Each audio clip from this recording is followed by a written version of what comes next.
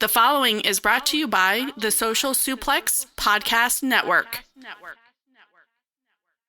This is Speedball Mike Bailey. You're listening to Keepin' It Strong Style. Yes. Yo, this is Rich Latta from One Nation Radio. This is brought to you by the Social Suplex Podcast Network. We present to you the Ace of Podcasts, Keeping It Strong Style. Let's go. It's the Ace of Podcasts, Keeping It Strong Style. Covering New Japan, they ready to hold it down. Jeremy Donovan and the young boy Josh. Come and hit a job out and bury all the frauds. From the Tokyo Dome over to the G1. Social Suplex is the network where we can get it done. I'ma chill and let them have it, cause this is just an intro. Keeping the strong style, 6 stars from the get-go, boy. Yeah, from Tampa Bay to the Tokyo Dome, this is Keeping It Strong Style with your hosts, Jeremy Donovan and the young boy Joshua Smith. And thank you for listening. Welcome to Keeping It Strong Style, the Ace of Podcast on the Social Suplex Podcast Network. Jeremy Donovan here with the young boy Josh Smith and Trish Speirs from the Trish and Sarah Wrestling Podcast. On today's show, we'll be reviewing the finals of the New Japan Cup and covering all this news in the world of New Japan Pro Wrestling. Please support our show by subscribing and following the Social Suplex Podcast Network or Keeping It Strong Style on the podcast app of your choice and leaving a rating and review. You can also get all the network's podcasts over at socialsuplex.com. Check out our Pro Wrestling Tees store, ProWrestlingTees.com/socialsuplex. That's where you can get your official Keeping It Strong Style t-shirt. If you enjoy this podcast, please consider making a one-time or monthly donation by visiting socialsuplex.com/donate and click on the donate button under the Keeping It Strong Style logo. Trish, how you doing? I'm good. It's nice to be here. Yeah, thanks for joining us today. No problem at all. Young boy, how you doing? I'm here, and we're honored by the presence of Trish Speirs from Trish and Sarah, one of the newer shows here on the Social Suplex Podcast Network, and big fan. So I'm excited to do this episode. Yeah, it's gonna be a lot of fun. Been loving Trish and Sarah podcasts. Great addition to the network. You guys have been killing it, especially all your stuff, covering the Vince story, because I feel like there's a lot of podcasts that want to shy away from that or try to overlook it or don't get the facts right, and you guys have been doing an awesome job covering that and not backing away from that at all. Oh, we appreciate that. I think it was something that we felt that was being undercovered, especially by a lot of major outlets, and we wanted to kind of focus on it in our own way and play our part in what is essentially the biggest wrestling story of the year, whether people look at it that way or not. So, I think I said in a tweet last week, but I don't think there's many things I'm really proud of in terms of this year, but that's one of them. And we will continue to focus on that going forward. Yeah, I heard you guys get that shout out on Pollock and Thurston. So big things happening on the network. I mean, you got Rich doing music for wrestlers and different podcasts. You got Chris Things doing different art projects and doing the art for podcasts. I saw that he got a deal with the Sandman or something like that. Tunnel Talk just had their 3-year anniversary, so shout out to them.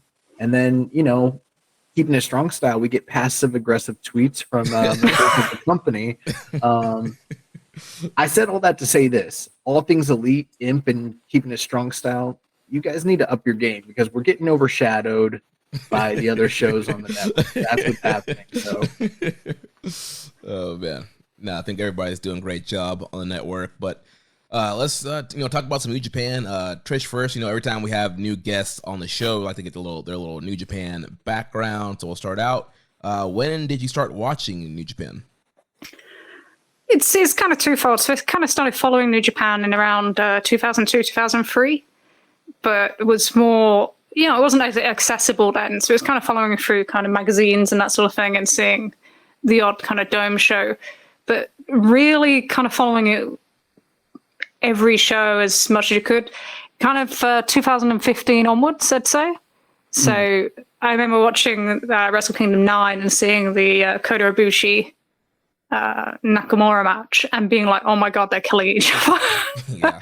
And just being completely blown away by that. And then, sometimes it's not always just seeing something on like TV that kind of gets you to watch all the time. We went to a Rev Pro show that year that had Nakamura on it. Kyle O'Reilly was there, Tetsuya Naito, Okada, and that was really kind of what got me hooked. And from then, that was it. So there was no turning back after that. And I remember turning to my husband and saying, he said, "Oh, who are you? Who did you like?" And I pointed at Naito. And he was just like, he's rubbish. And but he never managed to rescue me from that one as well. Man after my own heart. No, I'm just he's an Okada mark, so yeah, probably. So who is your favorite New Japan wrestler maybe now? Or we said Naito back then, but is Naito still your favorite right now? Yeah, I would say so. I think anyone that knows me to say if I said anyone else but Tetsuya Naito would call me a liar. So, yeah, absolutely. I know that he's not at this kind of top of his game in ring, even though he can still pull out the odd performance here and there with all the injuries building up. But yeah, definitely still the wrestler I have the kind of most connection to the character as well, and I'm most invested in New Japan for sure. All right, and then what is your favorite New Japan match? So I kind of I mentioned I'm going to cheat slightly. So I mentioned the match earlier with Nakamura and Ibushi. That's probably still my favorite New Japan match, kind of my first most memorable match. And then I'm going to cheat and just say live. Been lucky enough to see quite a few great live matches, but the Okada Suzuki match from Royal Quest is just the atmosphere in that building and the way that match progressed. And I think it kind of exceeded most people's expectations as well. And it was also my wedding day. So that's what I do with my wedding day. So that was my idea. No one's ever going to believe it was my idea to go to that show. So was that like the reception? Like we're going over to watch New Japan? Oh no, it's worse. Like, so we live in Manchester. That show was in London. So we kind of went for a meal straight after the ceremony, and then said, right, okay, enjoy Manchester for the night. We're going on a train to London. So I wasn't doing that reception. So I was like, reception, New Japan. Which way are we going? We went New Japan, but no one's going to believe it was my idea, and it absolutely was. So there you go. That's awesome. There's a funny ending to that story where we were wandering around looking for something silly to eat after, and we went into the KFC. It's about a mile from the venue. And I stood there doing the very southern UK thing of not talking to anybody or looking around at anybody. And my husband taps me on the shoulder and says, "Look to your right." And next to me was Tetsuya Naito. So there you go. Wow. That's yeah. So that's how you finish all that. So that's my wedding day stories that probably come across as insane to anybody who's not a wrestling fan. Yeah, that wasn't gonna fly with my wedding. I was literally thinking like Jeremy would have 100% done that for his wedding, but there's no way his wife would have gone along with it. I guess it happened. It helps if you marry a wrestling fan, I guess, in that regard. And both of us are not the most social creatures in terms of like big crowds. So yeah, that worked out. That worked out nicely. Yeah, my wife did let me finesse, All In as a part of our 1-year anniversary trip. So, yeah, can't complain too much. That sounds pretty good to me. Yeah. So we have a question here from SadGoal8860. What are you guys gonna do now that Trish and Sarah are the new aces of pro wrestling podcasts? Wow. SadGoal8860. The hate is real. I don't know I don't even know what to say to that right now. I don't even feel like we're like, no, we're not like the A's. No, like they're just starting trouble here.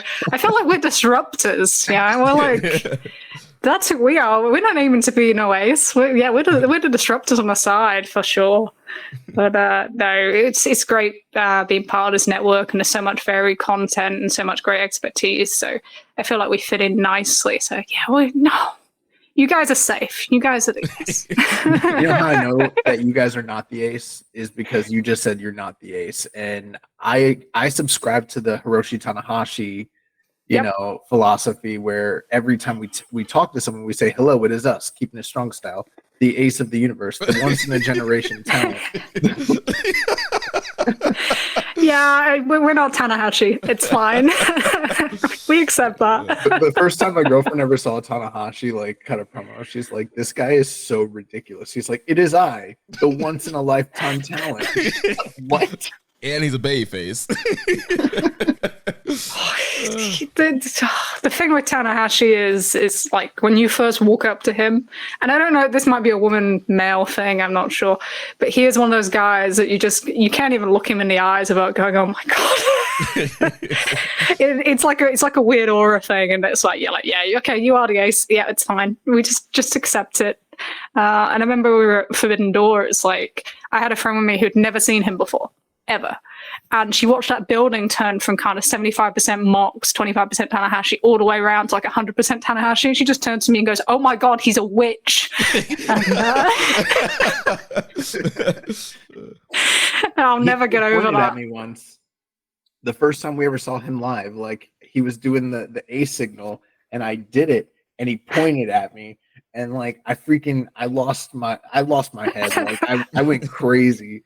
And no one else believed me that he pointed at me, but I know in my heart of hearts that he specifically pointed me out. The one we had a connection that one time in New Orleans, and that's why he's the ace. He can make that kind of personal, connection so easily with a whole crowd, and it's special. They don't come along too frequently. So. Yeah, go ace. Well, go ace. Let's talk about New Japan Cup Finals. So tournament finished up this past weekend. So we'll run through all the matches till we get to the main event, kind of cover any angles that happened on the undercard. So show opened up. We had the team of Bushi and Hiromu defeating Katsuya Murashima and Shoma Kato 6 minutes and 14 seconds. The hate is real with Murashima and Kato. They've got a real rivalry vibe. I know that's always the case with Young Lions, but like sometimes they're able to kind of put that aside and really get along and gel when they tag. Like not these guys. They don't really like each other. It kind of comes through on the screen. Yeah, and it seems like this was might be a little primer for maybe Bushi and Hiromu getting back in the junior tag mix. We did get an announcement on the show what's happening with the junior tag title, but it does seem like a while since Bushi and Hiromu have kind of been in that mix, so maybe they're going to get the winner of the next upcoming matchup.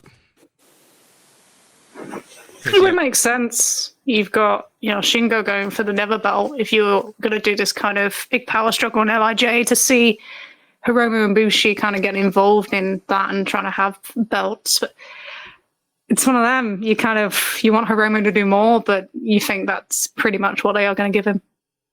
Well, all throughout the tour, he's been talking about wanting to challenge a champion from another company.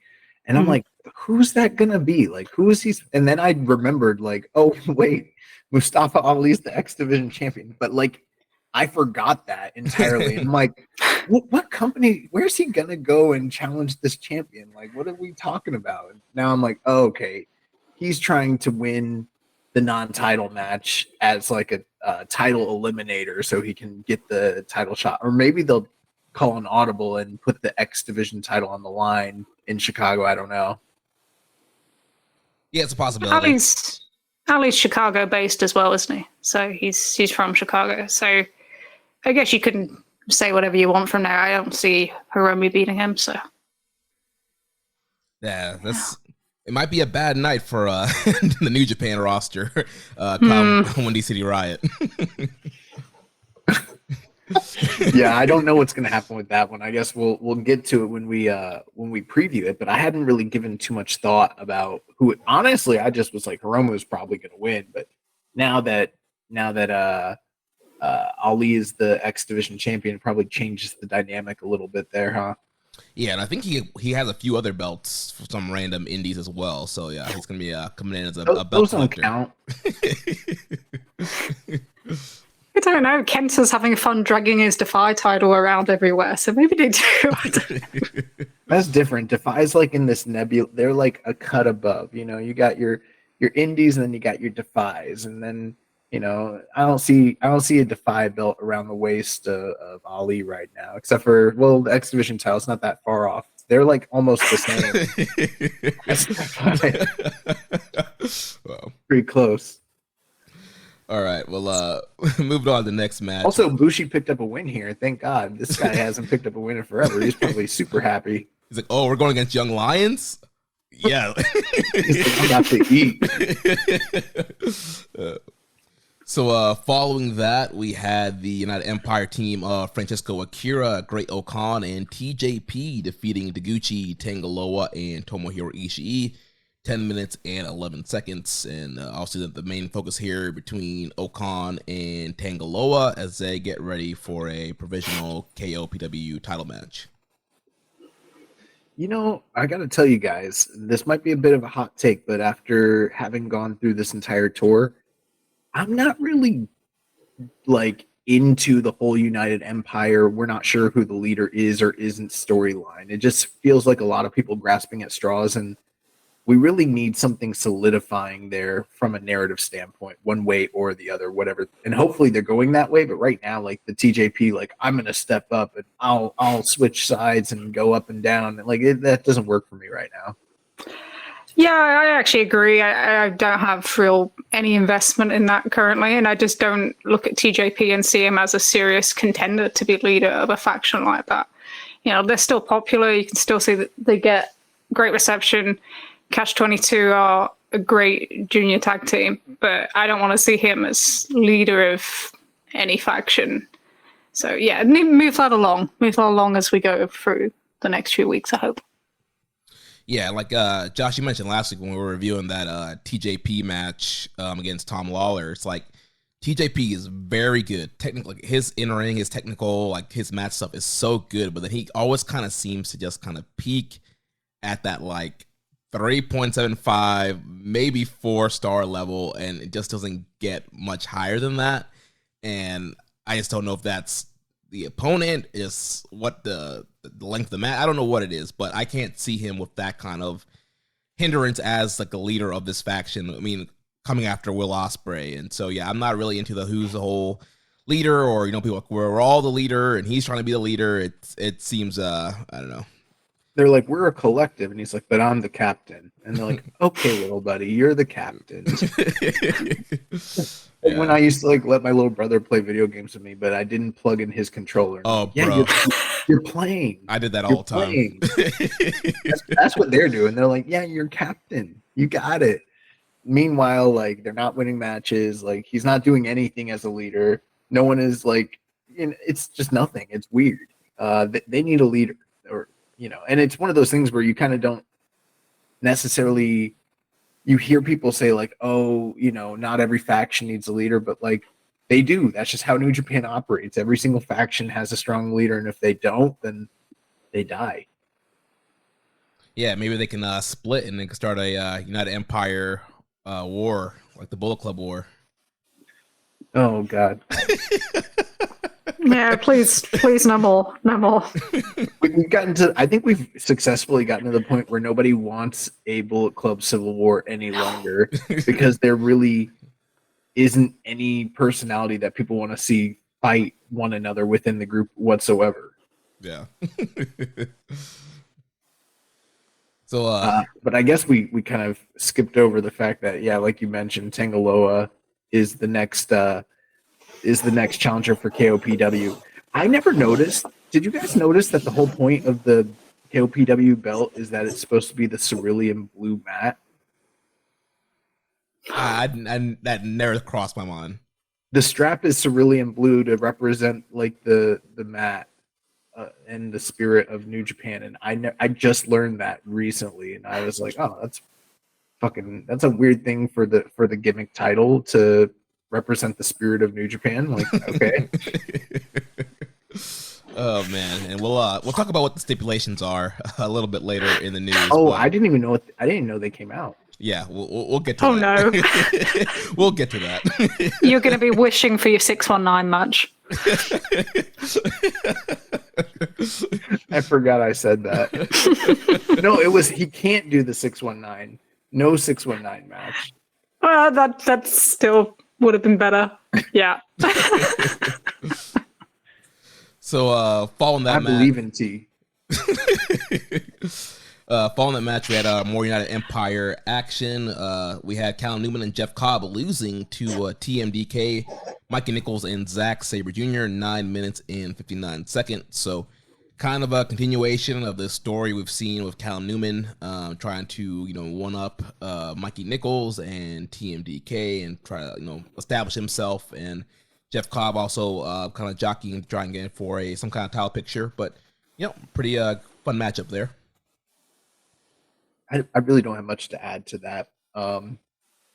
They've been beating Callum Newman all throughout the tour, which is understandable. And, Zach's kind of just been a placeholder for Shane Haste all throughout the tour as well. Kind of just waiting to see what's next for Zach, what's next for United Empire. And it's just in fact, a lot of this undercard, which it's not totally unfounded. It's kind of like this a lot of years, but like the New Japan Cup finals, a lot of the undercards just like a road to until you get to the final matches, and that's what this sort of was. Yeah, not a whole lot to really sink your teeth into on an undercard. So, why do you think Jeff Cobb is not seen as kind of the easy candidate as leader of United Empire? He can't cut good promos. Yeah, that's fair. And I have this theory that there is I don't know what the word is, but like they're sort of against big guys being leaders in groups in New Japan. They sort of like pigeonhole them into this one bruiser. You either have to be like the muscle of a group, or you need to be a killer monster who's not even in a group. If you're not one of those two things, there's not really a spot for you in New Japan. And I can't recall any group that's had a monster be their leader ever since we've gotten to the quote unquote era of, predominant factions. Yeah, I can't think of one either. I mean, the only thing that I guess you could argue is, Fale in charge of the Rogue Army. That's not real. Otherwise, Libert Lucci is part of the Bullet Club right now, Well, he is, isn't he? Remember he retired, but yeah. Bullet Club for life. Why do you guys think that Jeff Cobb isn't like the surefire candidate, given the fact that he's probably the most impressive, singles competitor that's remaining in the group? Yeah, I think a lot of things that you guys said, and Cobb's been there for a while now. I mean, he's been in New Japan like 2016, 2017, and he hasn't really gotten over the way guys like Will Ospreay and Zack Sabre Jr., and he's been given the opportunities. He had that monster G1 run a couple of years ago, and he's been never champion. They've put him in some other spots. He's done tactile stuff. He's been a world title challenger, and he does very impressive stuff. Obviously, he's very great in the ring, but as far as connecting with that Japanese crowd to get over to that main event level, when you look at all the previous foreigners, he hasn't really gotten over to the level of some of the other foreigners. I think they've moved past him as well in some ways. They always seem to look for their next leaders, and once they've kind of tested somebody out, I mean, that sounds ridiculous when you have David Finlay as leader of Bullet Club, but it kind of does. But you're not wrong either. No, but I feel like they've kind of gone, okay, he's here, but we want somebody else in that slot now. That's just how it feels to me. So. Yeah. So following that, we had the Bullet Club team of Chase Owens, Gabe Kidd, and Kenta defeating Tenzan, Togi Makabe, and Yoshihashi 7 minutes and 20 seconds. So this was to continue build for Bishamon challenging Chase and Kenta. So we didn't really talk about this too much last week, but Tenzon's back post surgery, and he doesn't look like he should be in the ring at all. Yeah, he's struggling. He looks so bad. Like I think he had knee surgery, right? Yeah. But like his legs look so atrophied. Like the gear he's wearing is like falling off his body a little bit, which I've never seen from him before. And then he's got kind of like a Baba thing, like a late stage Baba thing kind of going on. And, I don't know he can still perform, but I don't know if he should be. I don't know if it's in his best interest. Who am I to say, but like he's looking rough out there. Yeah, people want to talk about Tanahashi. It's like, let's get Tenzon out of there first. It just feels like they're short of kind of the dads. The fact they even had him in there makes you kind of go, where's Kojima? Where's Suzuki? It does make you kind of notice that difference. But yeah, he looked terrible. And it's just one of them things where it's sad to watch and you become more concerned with making sure he's okay than actually watching the match. Mm-hmm. Yeah. But other than that, again, this was the continuation of War Dogs versus Bishamon. It seems like we're gearing up for Bishamon to get a title shot, which let's get the belts off. They're not even, I don't even know why I'm saying the War Dogs. I guess I'm already starting to amalgamate the OGs into the War Dogs since we don't know what the fuck's going on with the War Dogs at this point in time. But yeah, like let's get the title off of Kenta and Chase Owens, and let's get them back on Bishamon. Let's move forward, progress. Yeah. I think my notes on this match just said Yoshihashi works very hard these days, and that was it. That he does. So following that, we had the House of Torture team of Jack Perry, Ren Narita, and Yujiro Takahashi defeating El Desperado, Shota Umino, and Yuji Nagata 9 minutes and 41 seconds. So I'll see continuation here between Jack Perry and Umino, building that rivalry from the New Japan Cup loss. And I think that was the main focus here. We moved so quickly through the gamut from it being Ren Narita to Evil, and now it's Jack Perry when it comes to Umino, who he's opposing, that we kind of just moved right. The Narita thing was super hot. It had all this heat behind it. It was one of the best segments of the year, and then they just blew it off. One match, it was blown off, and now they're interacting with one another again, and it's like nothing essentially, which that kind of was weird to me. But I don't know. I have not been sold on the Jack Perry experiment in New Japan thus far, personally. I don't know if I have either. And it's kind of a mixed thing because I think some of the backstage promo stuff has been very good.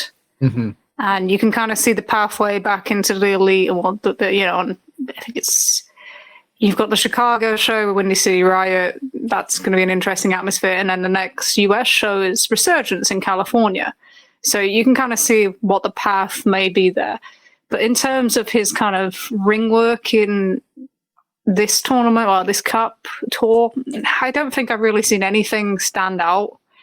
And that's kind of, I don't know if it's disappointing because he's not wrestled in so long, so I feel kind of harsh. But at the same time, so many people come in, and I know you said similar last week, and make kind of a big impact. And yeah, I haven't really seen it. There was nothing in this match that made him feel stand out in any way, or even, the kind of big opponent for Umino to overcome. I just didn't feel it.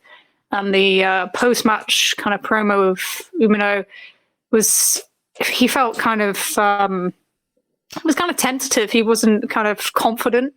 It didn't feel for me. And the whole thing, this should be like a really hot match going in Chicago, and I felt like it felt pretty cold. And they're going to have to do a lot of work at, when we get to Sakura Genesis to kind of turn that around. Yeah, I feel like, it kind of goes back to what we've been talking about with them getting all this heat and just beating Umino over and over again.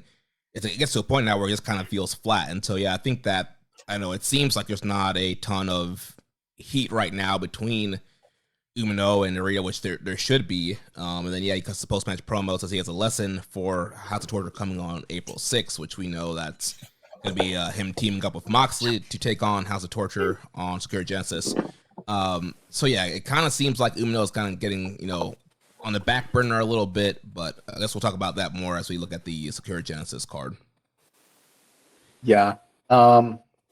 Since we're going to talk about it later, I'll save my thoughts as far as that goes. But the one other thing I kind of noticed throughout the tail end of this tour, there's some guys that are just like bigger stars that typically like they're odd man out and they're sort of just kind of floating around. That's sort of what El Desperado's been on this tour, where you've kind of just been wondering like what is he going to be doing, and you kind of see him backstage angling for different things, maybe even like kind of quasi trying to get into a program with Jack Perry, which means I don't know, maybe he's trying to get some Tony Khan bucks, I don't know. But you have to wonder, obviously, I guess Super Juniors is not far from, from being around the corner, but what are we doing with Desperado right now? Kind of seems like a bit of a missed opportunity when we're focusing on, I guess we'll talk about it here in a minute, but we're focusing on Yo and Kanemaru, and you got Desperado right there.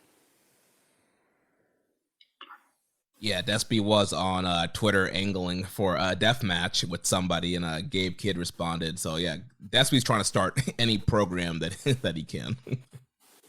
Which, put that in my veins. Despy Gabe Kidd? Oh, hell yeah. That sounds amazing. He just feels so undervalued at times, and it's one of them when you see the junior title kind of looking like it's going to go between Sho and Yo, you just think there's got to be more for this guy to do. If you're not going to use him properly as a junior, then use him in other ways. It just feels like a waste of time. And yeah, he's not been kind of a massive part of anything on this tour. He is the background player in most of these tags. And yeah, I think it's probably one of the most disappointing things about this cup run. Yeah, he should have been in it. He should have been in it. He should have been in it. Yeah. It's also frustrating when we're at a point in time in the company where they've got 3 open weight men's singles titles now, but only heavyweights ever fight for them all. Yeah, what's the point of them being open weight? It's not like it's just the never anymore. You've got the strong title and the KOPW. They're all open weight. So I don't know. Weird. Yeah. Well, speaking of Yo, he was in the following matchup. He defeated Yoshinobu Kanemaru, 12 minutes and 19 seconds. And like you guys mentioned, this is building up the upcoming eventual title match between Yo and Sho. And Yo made his way to the ring. He got jumped by Sho, who's supposed to be quote-unquote injured from the Naito match. So they beat down Yo, but Yo was able to overcome all the antics, does one of his wacky roll-ups, and pins Kanemaru to, quote-unquote gets to be the number 1 contender, and he challenged Sho post-match.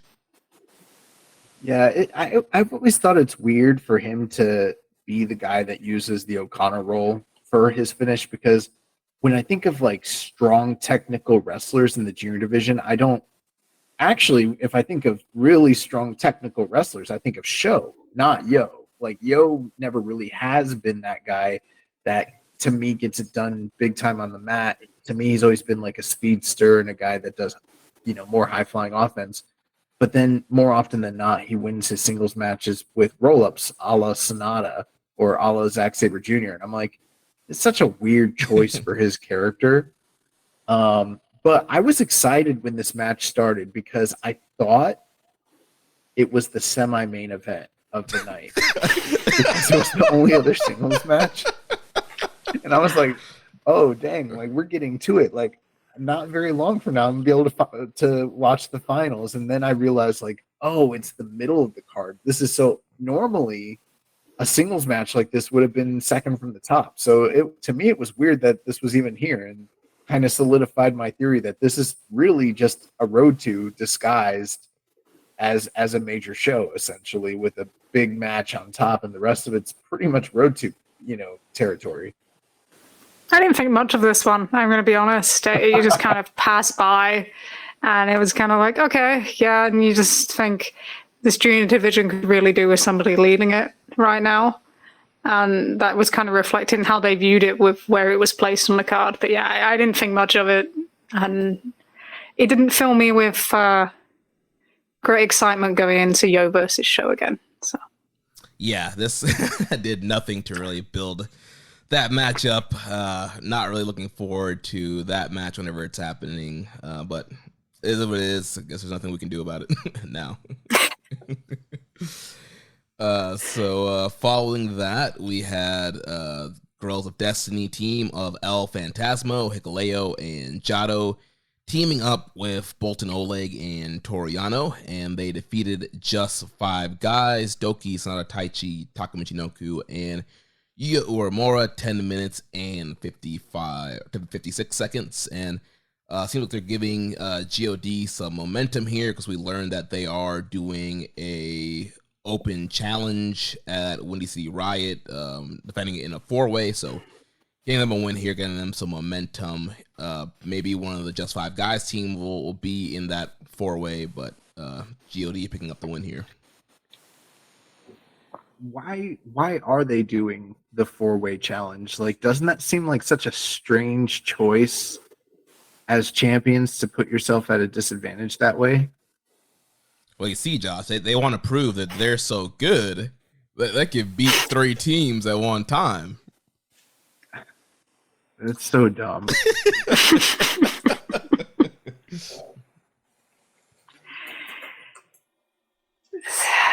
It was one of them where I know like the focus is on the GOD thing, but I just kept looking at Just Five Guys, and especially Sanada, and just thinking, I don't think I've ever seen him look so little like he wanted to be there. And I know he kind of has that face. He has a very relaxed, kind of laid back aura to him. But I just thought, what do you do now? What do you do now that you're kind of probably out of that title picture? Do they look at the tags? Yeah, what is Just Five Guys now? And they kind of feel a little bit lost, which is kind of weird because it's so quick after Wrestle Kingdom, but it does feel like they are a little bit lost. And they're not the only ones in this, but yeah, I just got nothing from them in this. And well, you know, they were really bolstered by bringing in Sanada and having him go on the run and being the champion. And that was sort of the strength of the group. And then I would say almost everything post G1 was an indictment on his title reign, whether that was, you know, the Jack Perry match or, you know, him not necessarily having a strong showing throughout that tournament. And then, you know, the Evil feud didn't do him any favors. And now he's eating back-to-back losses to Naito. And it really is like, where do you go from here? I don't know. You know, I couldn't say how New Japan's business runs, but like, I know if, like, for instance, if this was Chris Jericho, he'd be pitching Tony Khan a million things for himself to do to stay over and to go into the next program and matter. But like, Sanada just feels like a guy that just like, he got his gold watch and that's it. And everyone who's tied to him bet on the wrong horse possibly. And if I'm in that group, I'm sitting there thinking like, Yuya Uemura, you gotta step up, or like, you know, Gato, you need to, in Taichi we trust. Like, one of those two things needs to happen ASAP, because Sanada at this point is not it. Like, yeah, and the funny thing is, you know, with Just Five Guys, they seem aimless, and they have a leader. They're almost in the same spot as United Empire that doesn't have a leader. And I think it goes back to what we've been saying about Sanada this whole time. And yeah, I'm not sure. Like you mentioned, Josh, there's some options there, but it seems like they're going to be kind of taking a back burner with these guys. I mean, up next we got next biggest big Japan tour after Sakura Genesis is Best of Super Junior. So maybe, you know, Doki get some shine there. Taka, but outside of that, like, I don't know, like I can't see them in a big match come Dominion. So following that, we had the and you know what, Jeremy? Actually, before we go on, you skipped over an angle. Which match? So after the 6-man tag that United Empire won, that included Catch 2-2, we got the intergalactic jet setters showing up on the screen, declaring themselves as the number one contenders for the junior titles, which we haven't seen the War Dogs in quite a while. Like we haven't seen them since the Dog Pound Cage match. I got it right this time.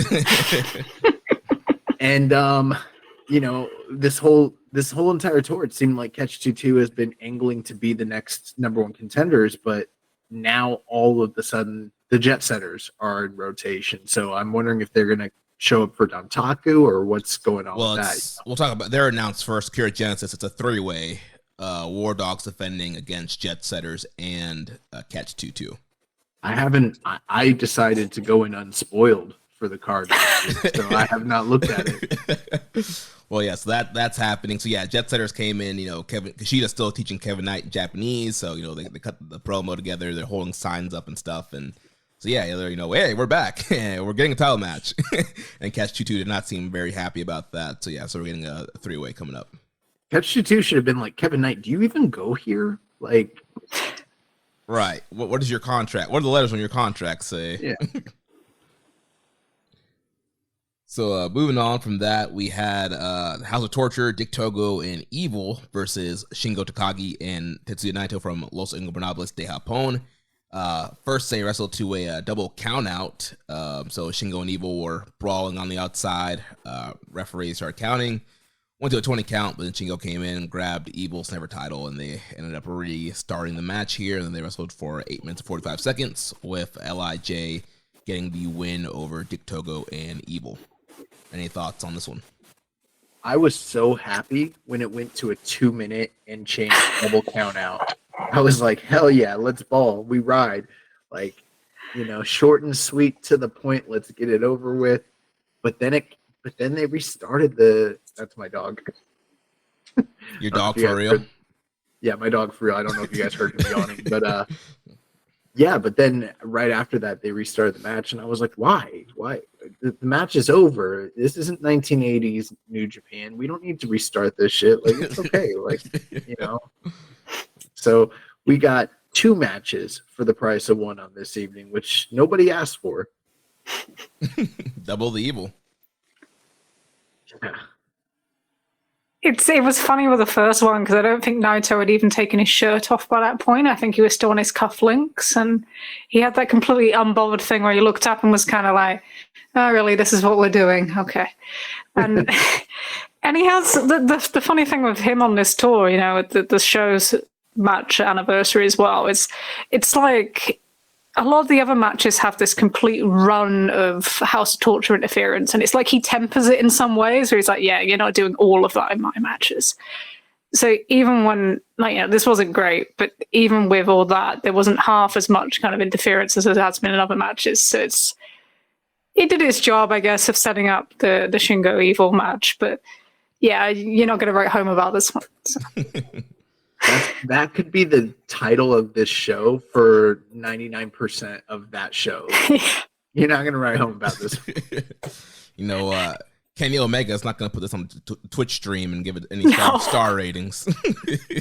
Well, the funny shit was Dave gave he graded both of these matches as 1 and gave it like 1.5 or 1 1/4. And like you said, Trish, like there was a lot less shenanigans and cheating in here, but like there had been so much up and down the card because, like, let's look here. How many Bullet Club and like variants of Bullet Club matches were there? There was you know, the 4th match, the 5th match was a House of Torture, 6th match had a House of Torture, 8th match and the 9th match. So that's a lot of the same stuff. So by the time like they got here, David had his fill. Like, it was like no more. They're gonna restart it. All right, bet. 1.5 stars. He did absolutely kill this show on his star ratings. It definitely was one of them ones where he's just like, and he was on audio, I was like, it's not fun anymore. And I actually kind of felt sorry for him in a way. Oh, man. It's not fun anymore. That can be another thing you can write back. Poor guy. That reminds me of, remember when CM Punk was like, this shit isn't fun anymore? I'm tired. I'm beat up. Oh my gosh. Oh, man. All right. Well, let's talk about the thing that people that want to hear about, the whole crux of this show, the main event for the 2024 New Japan Cup. So we had the Gene Blast, Yota Tsuji defeating Hiroki Goto, 23 minutes and 1 second. Trish, what are your thoughts on this main event? This might have been a happy accident match. This might have been a match that they didn't plan, but I'm really grateful that we got it, because it was that traditional kind of feel of this kind of young upstart challenging someone who has been around who's a veteran, who's their obstacle. It's that thing that I love in sumo with like people challenging the Ozekis or the Yokozunas and finally being able to overcome something. And since Tsuji's come back, he's had kind of a couple of kind of key losses, and it felt like it was time for him to kind of get a key win. And the atmosphere was fantastic. Oh my God, you miss them sort of atmospheres that when they come up, you suddenly realize how kind of quiet other shows are sometimes. And this crowd were just so invested from the start. They were split, but they were more behind Yota. And the structure of the match was great. Goto did a fantastic job of leading this one, of making all of Tsuji's offense look kind of really impactful, and kind of hiding some of his kind of weaknesses, that he still has in ring, and letting kind of that kind of explosive offense kind of feed through. So, yeah, it felt like what you'd expect to see from a New Japan Cup final, really, with New Japan at its best. It's not going to be considered some sort of 5-star classic, but it absolutely did all the kind of ticked all the boxes of all the things it looked to achieve from the start.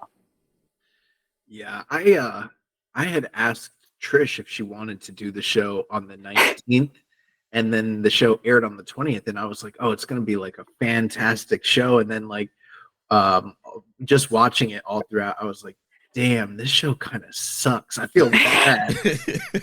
I feel so bad, this being your debut show. But then luckily, these two men came out here and just knocked it out of the park. And like you said, Trish, this might have been a happy accident. I'm not really sure one way or the other. The one thing I learned about myself throughout the entirety of this tournament is I'm not so good at reading and predicting things as I thought I was. Normally I'm pretty dead on, and so are we on this show when it comes to New Japan Cup. But like this year, for whatever reason, like so many things just kept changing, and like I kept trying to speculate, like, okay, well, because this is happening, it means this and it means that. And even last week, I wasn't totally sure, or 2 weeks ago, like there was no way I thought we were getting Goto versus Tsuji. But once we got there, the beautiful thing about it is it was one of those matches where both guys could easily be the believable winner. And when that scenario is on the table for a major match like this, even if most people felt like it could be Tsuji, with the backstory of Goto's father and, him just recently passing, and then them sort of being in this transitionary period where you're like, I don't know what is happening with Chaos. I don't know what the future is for Goto. Maybe this is his time to finally be the guy in the company for a little while, even if it's just transitionary. And the crowd kind of echoed that. Like, you were getting Goto and Tsuji chants simultaneously. And it wasn't like in the States where you have a Goto, Tsuji. They were simultaneously chanting the names at the same time, trying to drown each other out. this was easily, since at least last year's G1 finals, the best crowd for New Japan that we've seen for a main event or any match of that for that matter. And Tsuji was incredible, but Goto turned back the clock and just he pretty much gave everything that he could to set this kid up. And for me, this is the most New Japan match that we've seen in 2024. Granted, there's a lot of people that probably like the cage match as their favorite match of the year, and there's probably a lot of people that have like Okada Danielson up there, or even Zach and Danielson is likely the number one match for most people. But all of those matches were fantastic in their own right. But this is classic New Japan, like strong style wrestling, the kind that like fans that came up in the 2015 era fell in love with. And it really just kind of represented the heart and soul of what makes New Japan great. And I was living and breathing with everything they did. When just everything, like there's just so much. I'll kick it over to you, Jeremy, but like this, I don't know if I think this is the best match of the year, but this was right now my favorite match that I've seen in New Japan. I think it's a real match of the year contender. Yeah, man, this match was awesome. Like you guys mentioned, the atmosphere was just so great with the crowd trying to drown each other out with the Yota and Goto chants. And again, the happy accident, this could have been David Finlay, possibly. I mean, it could have been Sonata, very realistically. But they went with Goto, which was great. And I think the whole story of his dad dying and him, trying to do this for his dad added a whole other wrinkle to it. And I think just Goto's history with the New Japan Cup too as well, kind of being Mr. March and being in all these finals and winning the tournament so many times, like it was a great guy for Tsuji to go up against. And man, just some of the moves here in this match and some of the sequences they did were just really awesome. And like you said, Josh, Goto really brought everything here to give to Tsuji. And I love that, in the previous match with Tsuji that Tsuji had, he established, or it was the ELP match, he established that springboard double stomp as one of his finishers. And so he was able to do that here for a great near fall. And then, of course, he busted out the Falcon Arrow, a lot of the curb stomp and combos. And then Goto kind of channeling Shibata with the sleeper hole and the PK kick. That was great stuff there at the end. And towards the end, man, Yota just fired kicked out of a Shouten Kai, right? Yeah, he busted out the Shouten Kai. You wanted that last week. He listened. Yeah, he busted out the Shouten Kai. He got an air fall off of that. Hiroki Goto, confirmed listener of Keeping It Strong style. And then there was a great spot where Goto goes for the Rainmaker, channeling, his friend Okada. He does a pose. He grabs the wrist. He goes for it, but then Tsuji hits a short Gene Blaster, which sets up the full Gene Blaster from the corner. 1, 2, 3. Yota Tsuji wins the New Japan Cup. Yeah, it was an incredible moment. Like I don't know what you guys were feeling, but like I was like, you always hear people say like we're back. This was a match where I was like, I kind of feel like we're back. I know we're not, but like this is what I want out of New Japan, and like they gave it to me, and I was so happy. It's a lot of the matches you mentioned as to kind of what people were thinking of as potential match of the years. The big difference with this one for me was this was so much kind of emotionally rewarding. It's one of them where you get to the end and you are punching the air in joy. You're not just going, that was a great match. You're going, God, I love that moment. Like now what's happening next? I'm excited. And that excitement is kind of what feeds you going into the next big event for me. Sometimes I find that more important. That was just a great match. But I just like that. I love that excitement of feeling like you're living in it. Like you just on the edge of your seat for that kind of closing sequence, which was so well put together. It was just a really fantastic kind of close, and yeah, just a great moment, and great to see. We do a lot of kind of criticizing across the board, really, of how they're pushing the Musketeers, but this was kind of maybe the first really big moment for any of them, and that felt great to see as well. Yeah, I don't remember what show it was. I was listening to somebody. I don't want to take the credit for this thought because it's not my original thought, but maybe it was JCast. I don't know. But somebody had talked about the saga of what Tsuji had to overcome throughout this tournament.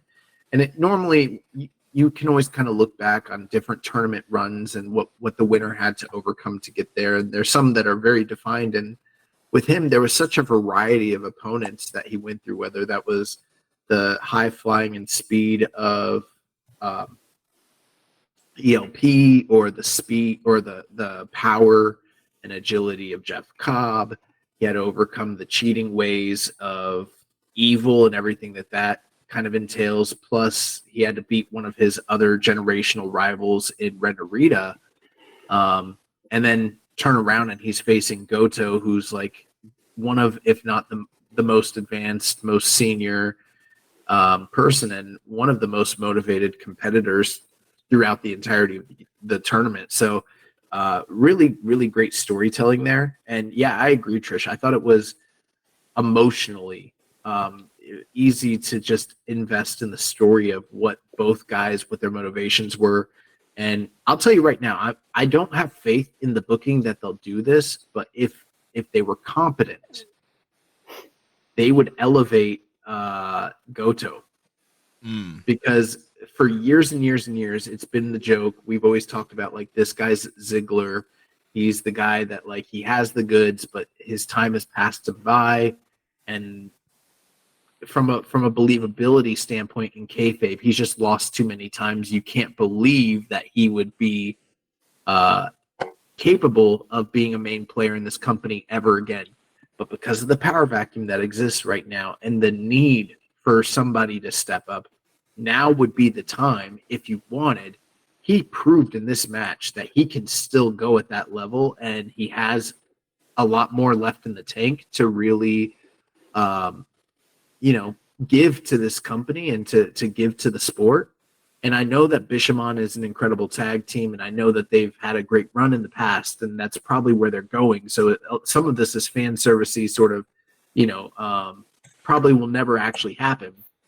But he did so much in repairing his image in losing in this match to where I was like, I could see him being like, I could see him beating Nick Nemeth for that global title. I could see him challenging for the world title. Like, I could see him being a main event player the same way. They're probably not going to do it, but I could see Taichi being one of those guys. Like, these are the veterans that they need to be going to the well with to establish, so that guys like Narita and Umino and Tsuji and Uemura have someone to work against in the year, in the next couple of years to come. Otherwise, we're going to be looking to outsiders and doing other things that we don't need to be doing. I think it's quite important to have that as well, to have that kind of upper level gatekeeper who are going to elevate these young guys, because none of them are kind of fully formed in the ring yet. That's where a lot of them need most of their work. And to have these kind of people to work with on a regular basis in high profile slots is only going to help them.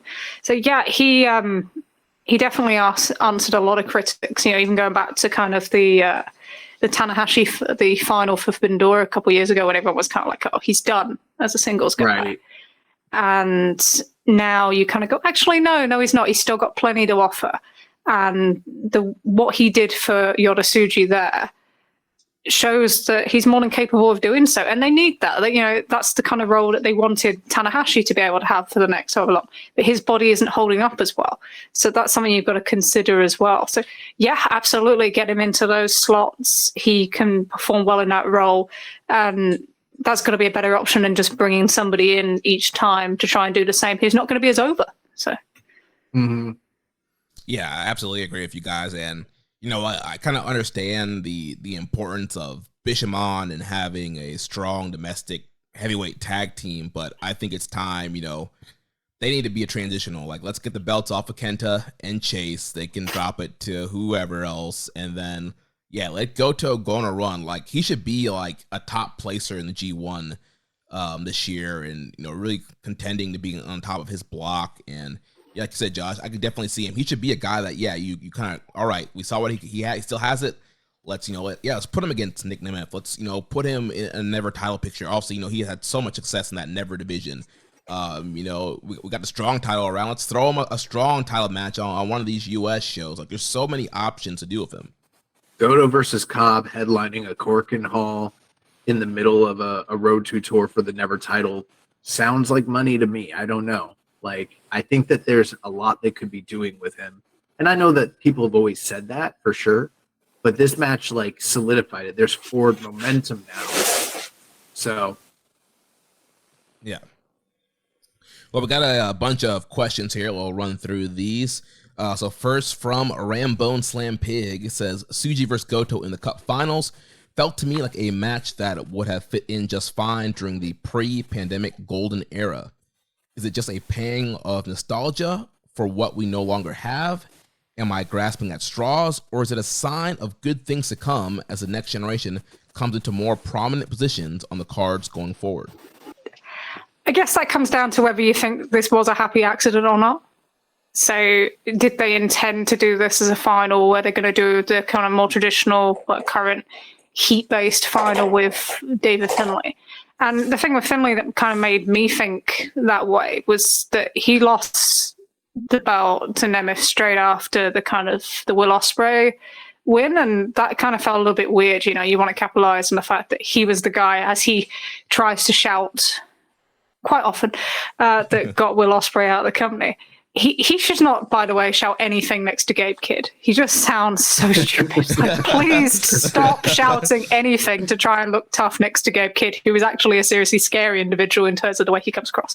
It's like, it doesn't help you. Sorry, David. But, if then normally the Gato thing is to kind of fall upwards. So winning the cup or being in the final would make sense in that aspect if you were going to do that.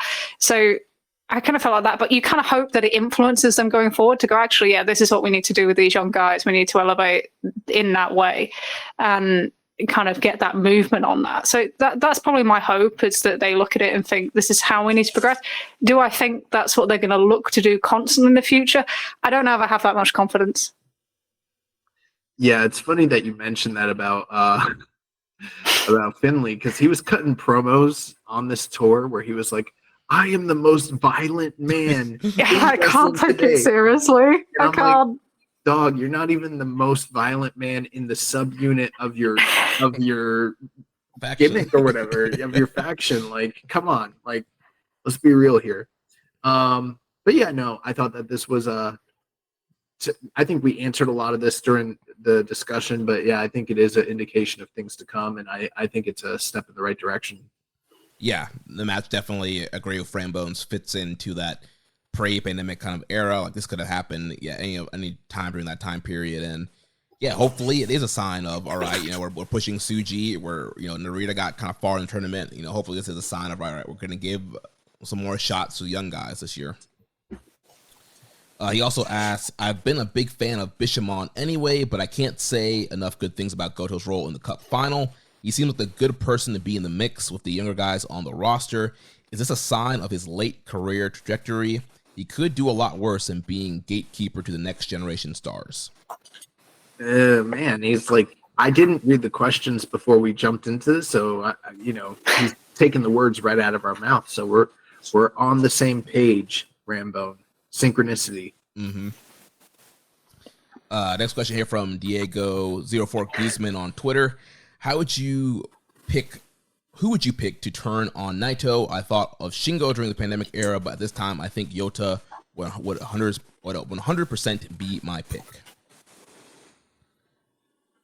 I don't know that I would pick anybody. Wow, I peeked the mic. I don't know if I would pick anybody to be the guy to turn on Naito, because we already did that the last two times somebody from the faction won the New Japan Cup and then left. They did that with Evil. They did that with Sonata. Obviously, it was a little bit to a lesser extent with Sonata. It was, different motivations and different attitudes, but same thing happened. So I kind of feel like there is a compelling story that they're telling with Suji, but it's not necessarily one of betrayal. It's one of like straight upness where he's like, this is a business arrangement. You are a means to an end because you allow me to wrestle and be the kind of person I want to be within the confines of this group. But ultimately, I have aspirations beyond the group or beyond you. And it is what it is, And that's a compelling story. And there's a lot that they can build off of it. Now it's up to them to book it credibly to tell that story. And I know wrestling fans, they want their Randy Orton up on the shoulders of Batista and the thumbs down moment, but I don't think it's going to play out that way necessarily. What are your thoughts, Trish? I think this year LIJ is kind of based on the competitiveness within the kind of faction rather than another turn. I don't think they need to do another turn and have kind of Hiromu screaming in the middle of the ring for 5 minutes. As Naito just sits there pretending nothing's happened. That's like my family at Thanksgiving. It's most of our families. So maybe it's reflective of, that's in reality in that regard. But hey, no, the idea of doing something different with LIJ this time and having it more based around, especially if it comes up in Naito doesn't have the belt in the next couple of months, if that is a distinct possibility, then that kind of challenge to authority, but not this kind of betrayal, but as in, are you the leader anymore? Can we surpass you? Can we do more? Are we doing enough? And I thought about this one a little bit, and the dark kind of horse question for me is, at what point are you doing Hiromu having a breaking point and wanting to be part of this? So you had, on the anniversary show at the very start of the Cup, you had Naito talking to Shingo and to Suji as Hiromu just sits in the corner. And it's like, you have that story built in there where at some point he wants to succeed past it. I don't know, it depends on how New Japan see things, but this is easily the second most popular guy in this company. That story is sat there waiting to happen. And it doesn't need a betrayal. It doesn't need LIJ to split up. It doesn't need anything like that. All it needs, I've had enough of sitting in the background and watching you. Well, I want to be part of this as well. I want to be part of this competition. And I agree with that completely. I don't want to see, we don't need another betrayal into another faction. But the thing with Suji in particular is, if you do this, when you do this Naito match, if he doesn't win, there needs to be some sort of action afterwards. It can't be just, I go and stand behind everyone again and nothing happens. There has to be something. So that's what you've kind of got to develop, whether it's you just developing more tension or he starts looking at elsewhere, especially if Shingo picks up the Never belt. I'm not sure, but you've got to have some sort of follow-up to kind of keep developing this. And that needs to be kind of your secondary story, potentially, if Naito doesn't have the belt, or your lead story if he does, going through the year, that's going to carry kind of a lot of this promotion. Yeah, that really well said. And I really like this whole like LIJ competition they're doing. And they could have kicked it off with the anniversary show if they let Hiromu keep the belt, and then he could have faced Naito, and that could have been the real kickstart of this whole LIJ competition. But they decided to go with show, whatever. But yeah, going into G1, I don't know if they're doing 4 blocks again, or we're going to go back to 2 blocks, but it would be cool to kind of have these guys, either if some of them are in the same block, or they're in opposite blocks and they're really kind of pushing each other to get to that next level and who's going to be the best in their block. And I think there's so much story you can do with them competing with each other without breaking them up. Right now I feel like Suji turning, it could look that way, but I feel like it's too obvious. I think because everybody's predicting it, I don't think it's going to happen. I do think he's probably going to lose, but like you said, Trish, there does need to be some kind of story following that loss. It can't just be like, all right, I lost, back to business. We're going to do 10-man LIJ tags again and everything's fine. Like, there should be some kind of tension between him and Naito, and then just him, trying to push forward and get into more main events, get into more title matches. That should lead to kind of the next step of what they're going to do with him. I would worry about him as a full-blown heel right now. They tried to do it when he was in Rev Pro when he was an excursion, and it was a struggle. It really was a struggle, and it doesn't help that he just can't keep his smile off his face, bless him. And and maybe you can have that sinister smile at some point, but that's not how it comes across. And it was exactly the same there. So yeah, I don't think he's ready for that at this stage. I think they have him in the right place. Keeping him in with LIJ keeps him kind of feeding off that popularity of LIJ, and they need that this year as well. That's the business case as well. It's like, you don't touch them anymore.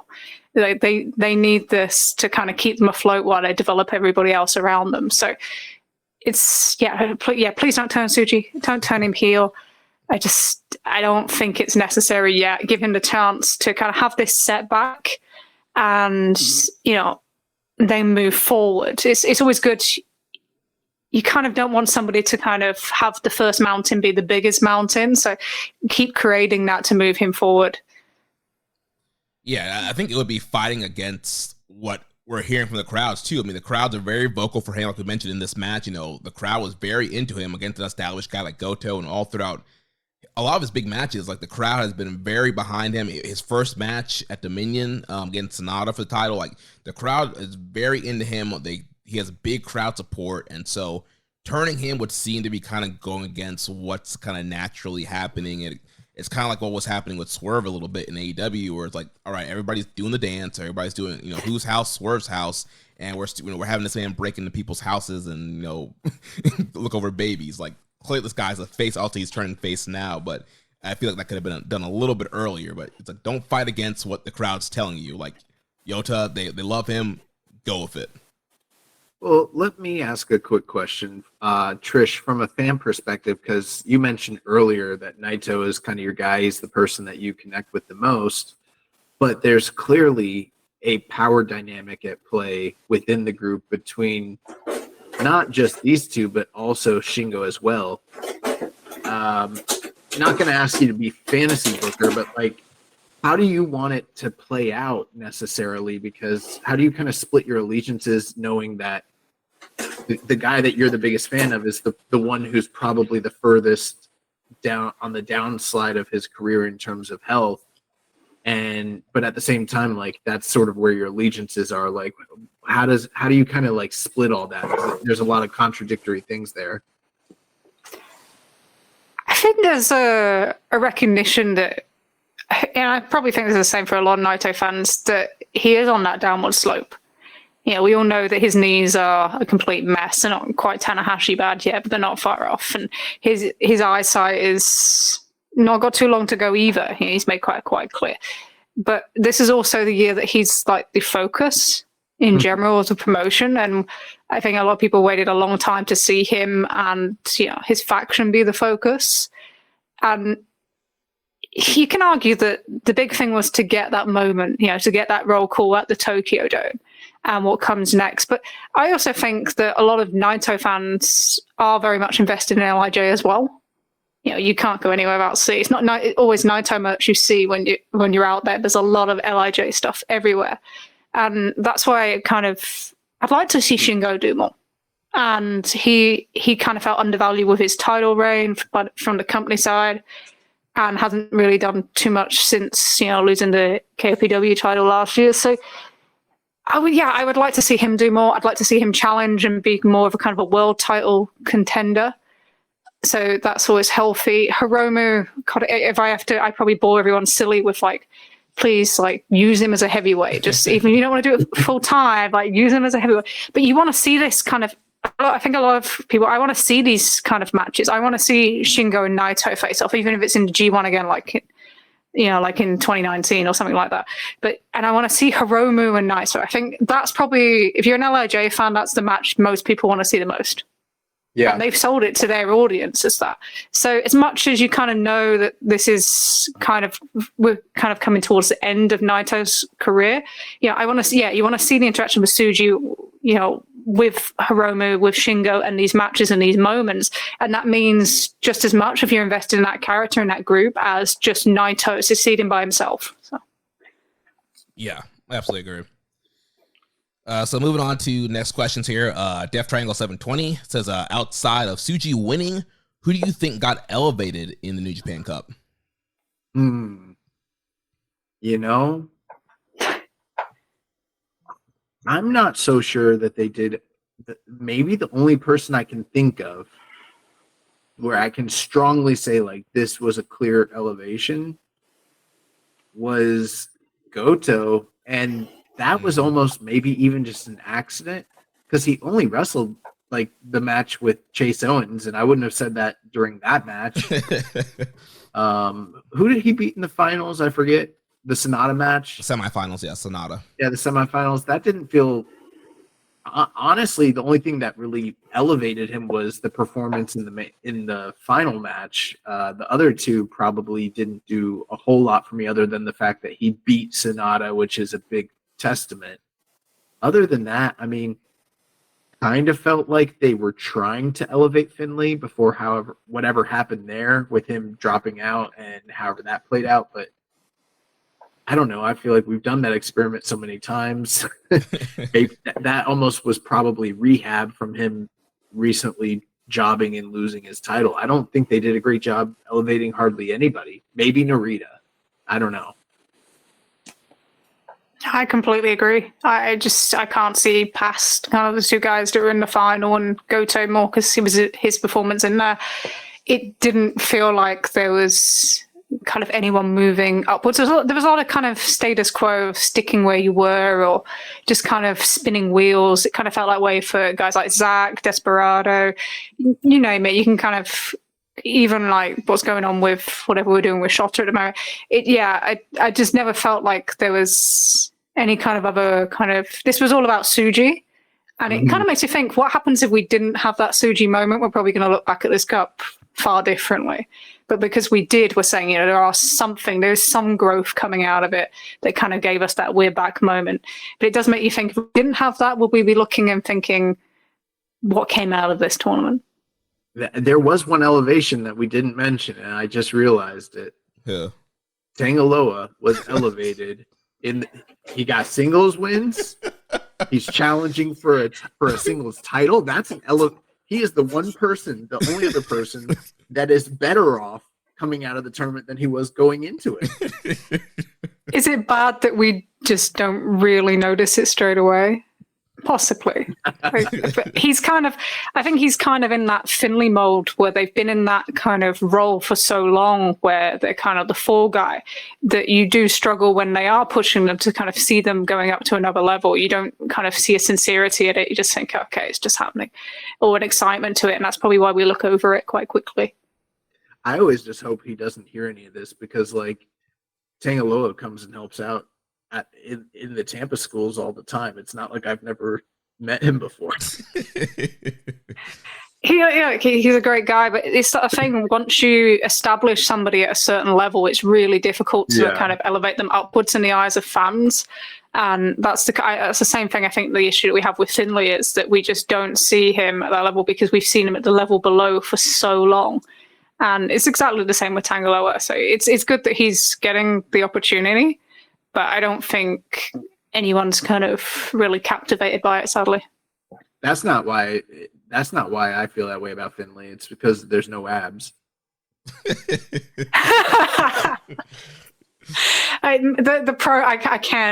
promos are just, I don't know. I can't take him seriously as a leader. I just can't. I don't. And yeah, it's worse because he is juxtaposed against Gabe. You see Gabe, and Gabe is so ferocious, and it just doesn't comprehend that the guy stood next to him is the actual power guy in that group, and that severely weakens him as well as the previous booking. Yeah, I feel like Finlay he tries so hard, and he's following Jay White. You mentioned he's in there. His second in command's Gabe Kidd, and yeah, it's just not quite hitting for Finlay, and also to the point of him just being a prelim wrestler for so long. And I forgot who I was listening to this weekend. It might have been Dave on Observer Radio, but it's like this is a guy that I think it was Joe Lanza. He was talking on the Flagship Plus. Like Finlay's a guy that didn't even scratch G1 entry for a very long time. He wasn't even a guy in those blocks. He was prelim spin juice tag guy. It took forever for him to really get into like a G1 or to get into really big spots, and by the time he gets there, it's like it's not believable. Mm-hmm. Death Triangle also asked, do you think the New Japan Cup suffered in terms of quality with too much House of Torture involvement? Yes. Yeah, I think we've been very clear about House of Torture involvement in this tournament. It's the combination of House of Torture and Bullet Club as well, I think. If you have one group and it wasn't dominating the whole card, you maybe could have justified it to get that kind of Tsuji moment at the end, especially if like the Tsuji semi-final moment with Evil had been like the combination of his tournament, if that had been. When it's Bullet Club and House of Torture, then it's really difficult to kind of get through. It becomes a struggle. Yeah. Less Commission 7252 says, is Sakura Genesis the moment where Tsuji gives Naito a taste of his own medicine and recreate an LIJ moment from an Invasion attack in 2016, but with United Empire to then be revealed as leader of UE? With his cocky and arrogant attitude and the backstory of Ospreay trying to recruit him when he was a young lion, as well as his past association with Gideon Gray and Rev Pro, I wouldn't hate the idea if they chose to go that route. Plus, UE could go back as heels, since Bullet Club / House of Torture are the only heel factions currently in New Japan. I do think it's a possibility. I mean, obviously, I spoke out against doing something like this earlier on the show, but, you know, Gato has his tendencies, and I wouldn't be completely surprised if they did go a direction like this, especially since, like, Chaos doesn't have a leader, United Empire doesn't have a leader. You could either take over those groups or you could grab a portion of them and create a new group that's better than the sum of its parts. I don't know. Hard to say. But with my thinking, though, I don't think personally that Tsuji is winning at that show. And since I don't think he's winning, I'm not sure it would be the wisest decision to try and establish him as the leader of a faction when he's not going to win. It's almost the way he talks in some of the backstage interview segments. I almost feel like he's more kind of suited to go into Chaos than he would be United Empire. Mm-hmm. He talks a lot about Okada and kind of replacing him. So that always kind of felt more of the destination to me, you know, notwithstanding the kind of previous connections that he had to United Empire. But yeah, I agree. I don't think he's winning. So that is one part of the card. And I don't know. As I mentioned earlier, I don't want to see him heel, not just because his mannerisms, but he has this kind of really explosive kind of offense that encourages fans to kind of get behind him. So I wouldn't want to see him lose that as well when being kind of devolved into heel tactics. I think that's something that would kind of really makes him different from the other young guys on the roster. So yeah, I'm not for it right now. I wouldn't rule it out for sure.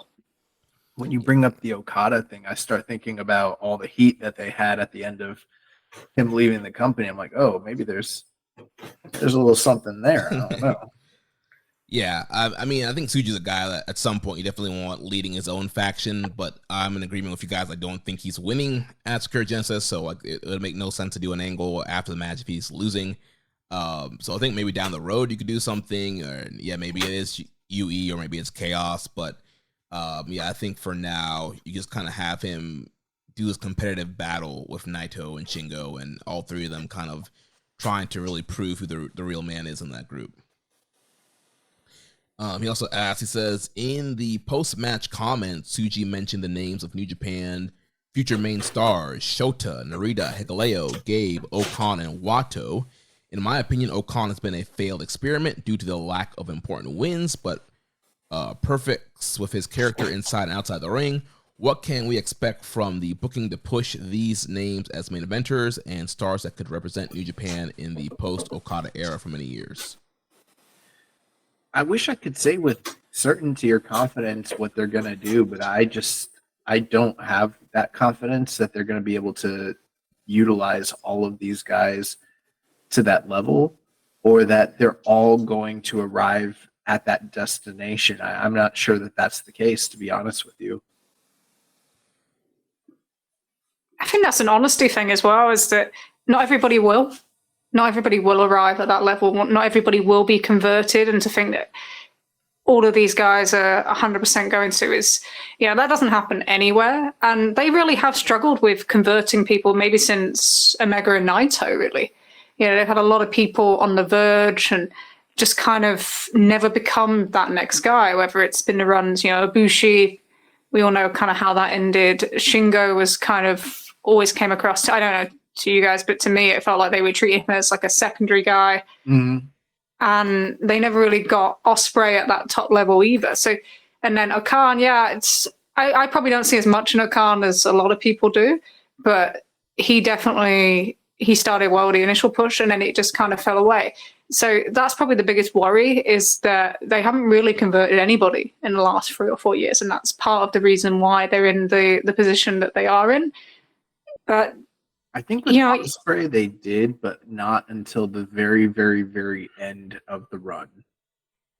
When he was walking out to AEW.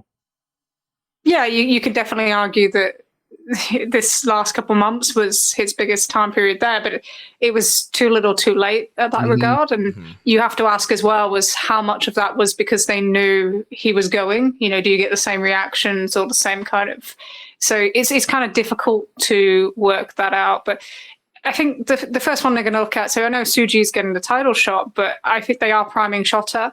They've changed his kind of look. He's got the huge entrance thing. Even when they're doing a tag, he's doing his own separate entrances in the crowd as well. And they're really kind of, and his body's changing. And that's always a surefire sign of someone about to get kind of a big push throughout the year. So they just have to focus on some of these guys and you have to give them their shot. And maybe it doesn't work first time or maybe it does. But if you don't do that part, then you won't find out. So they can't just kind of tread water on this now.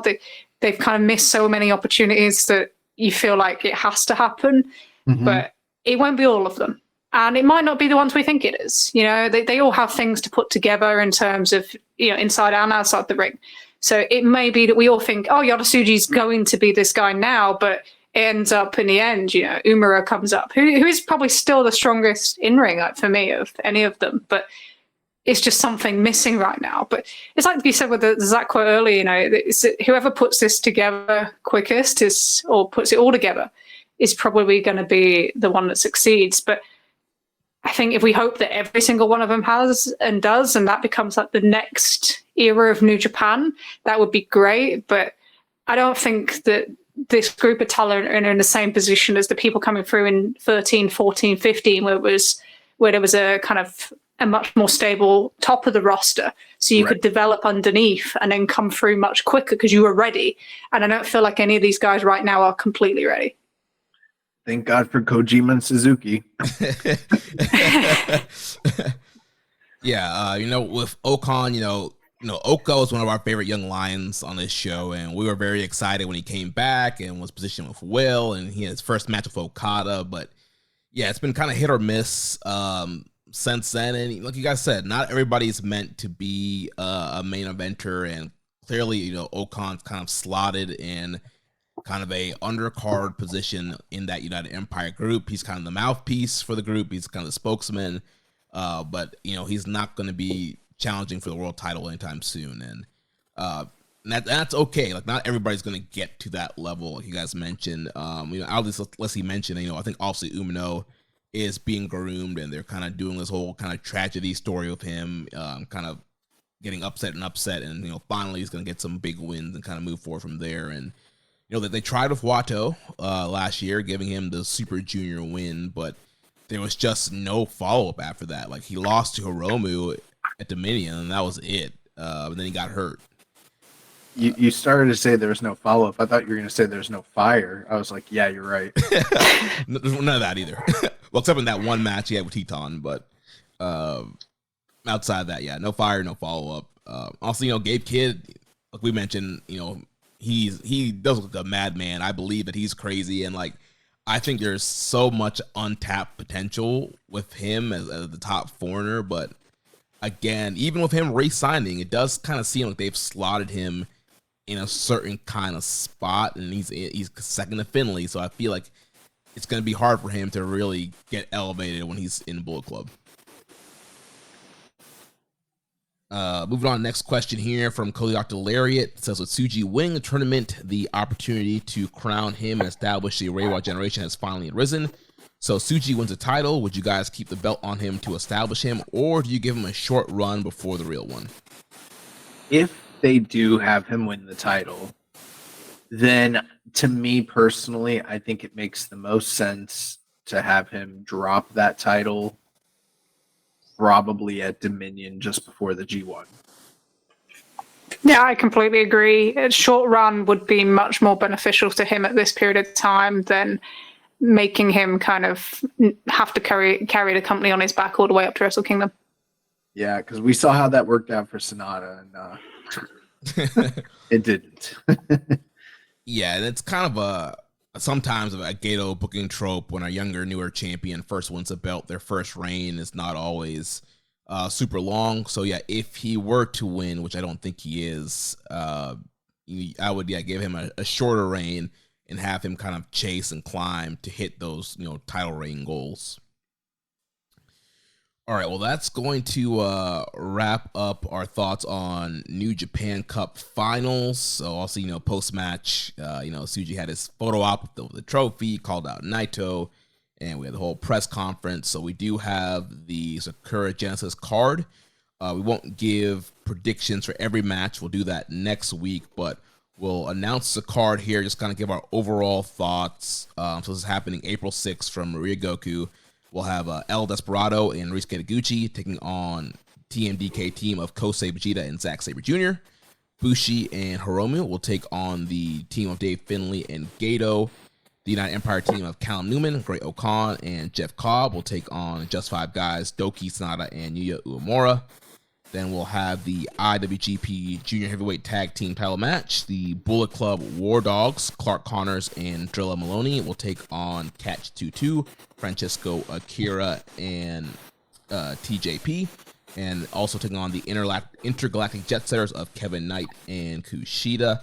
Then the fifth match will be for the IWGP Tag Team title match, as the Bullet Club team of Chase Owens and Kenta will defend against Bishamon. And we did have a question here from Def Triangle 720.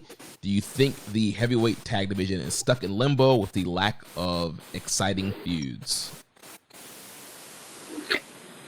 Short answer would be pretty much yes. They need to get some other teams in there.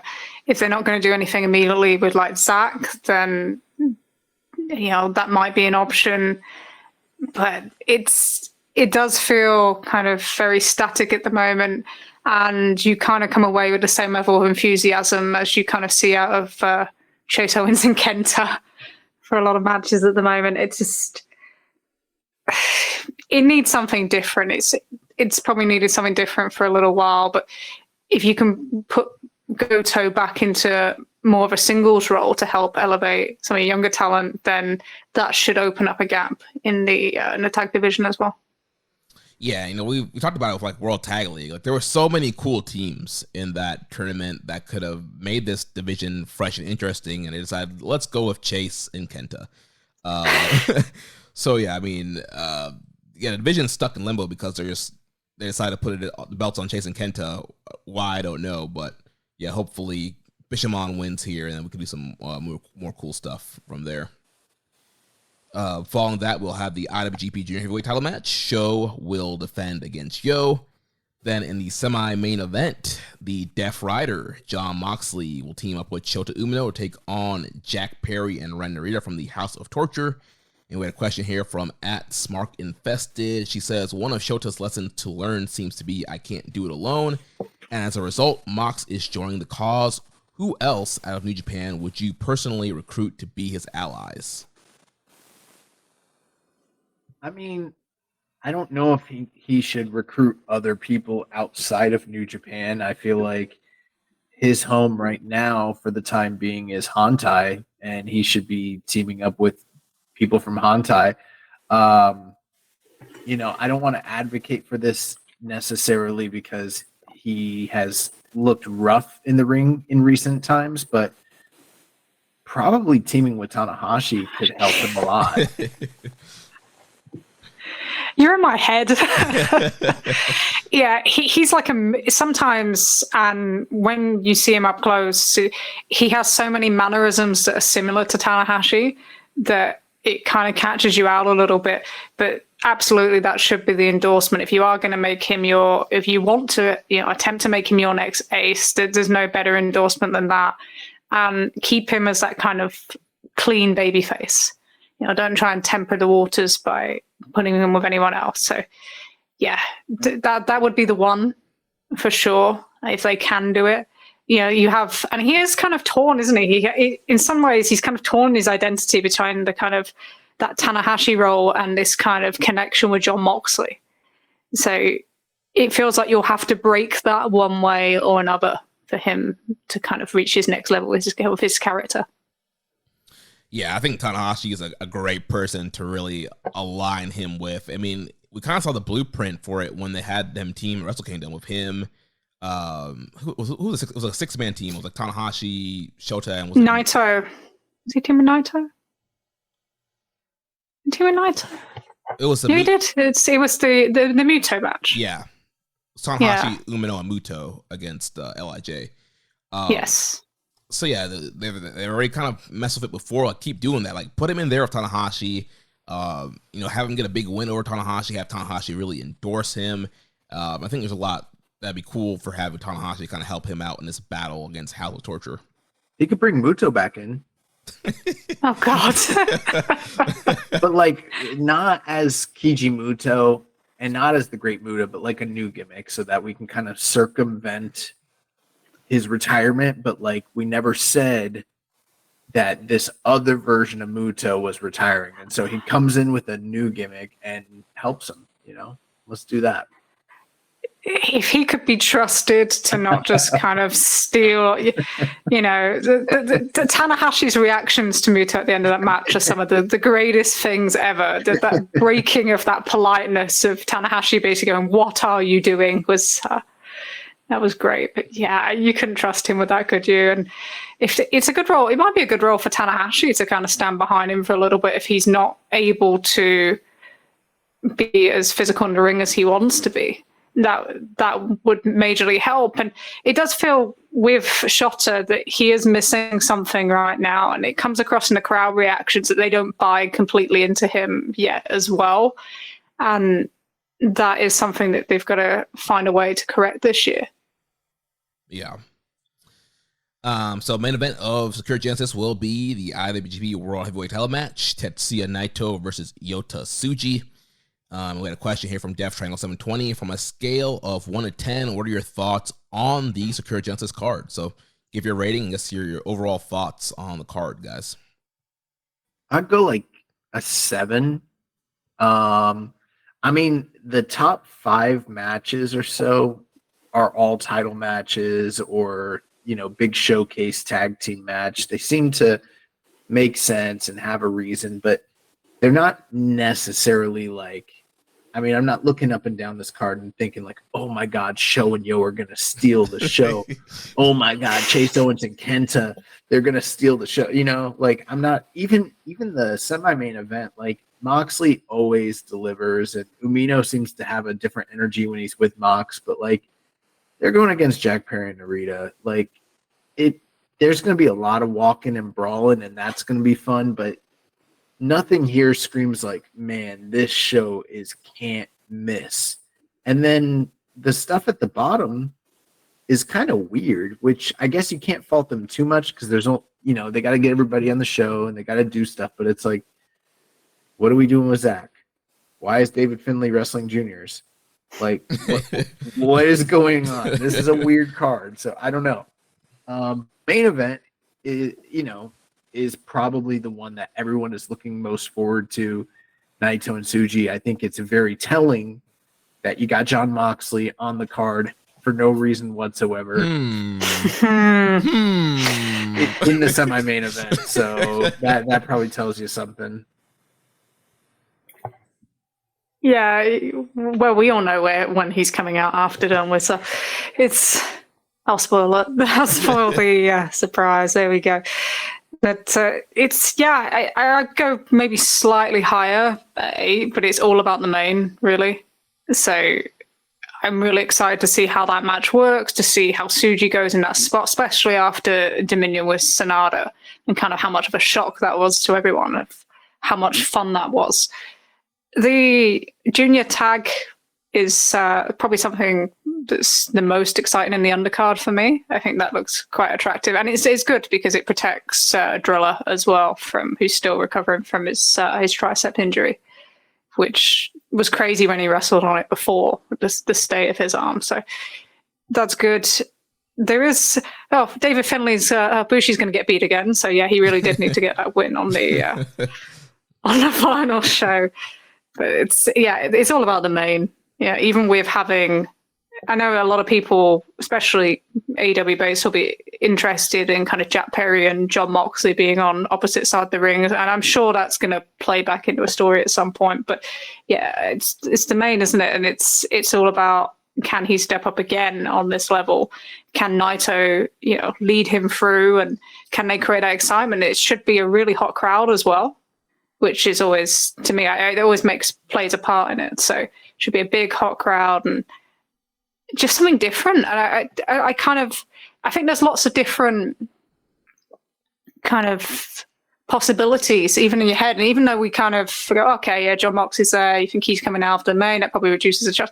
But you just still feel like there's this chance of Tsuji, and that's what kind of keeps it exciting. So. Yeah, for me, I'm kind of the split between both of you. I'm gonna go 7.5, and like you said, Trish, yeah, it's all about the main event, and also that's the big draw. And obviously, if they deliver, like, this could end up making this show really great. If they have a really great main event, and I kind of hope it's kind of formatted similar to the Sonata match, where Tsuji just kind of blitzes him in the beginning, and then you kind of go from there. The Moxley match, like Josh said, it's probably gonna be a walking brawl, but John Moxley finds a way to like make those matches very entertaining. I think back to the Great Okada match where they were like brawling all over the arena, and so I think that should end up being pretty fun. And I think that we'll see some interesting story developments come from out of that match. But yeah, Shonyo, not expecting much there. Bishamon against Bullet Club, all we can hope for is a gentleman's 3 there. I agree with you, Trisha, with the junior title match. With the junior title match, that could be a lot of fun, and that should probably be like the high point of the undercard. And then above that, you have a bunch of kind of random tags. So it just really depends on how much time these matches get and kind of what the angles are. But I think it'll be a good show. Will it end up being show of the year? Maybe not. So there's a version of the show where if the right booking decisions are carried out and people are motivated, they could probably still have a very enjoyable show, just depending. Yeah. Death Triangle 720 also says, do you think Tsuji's chances of winning the title have increased with the announcement that the world title will be defended at least 3 times so close to one another?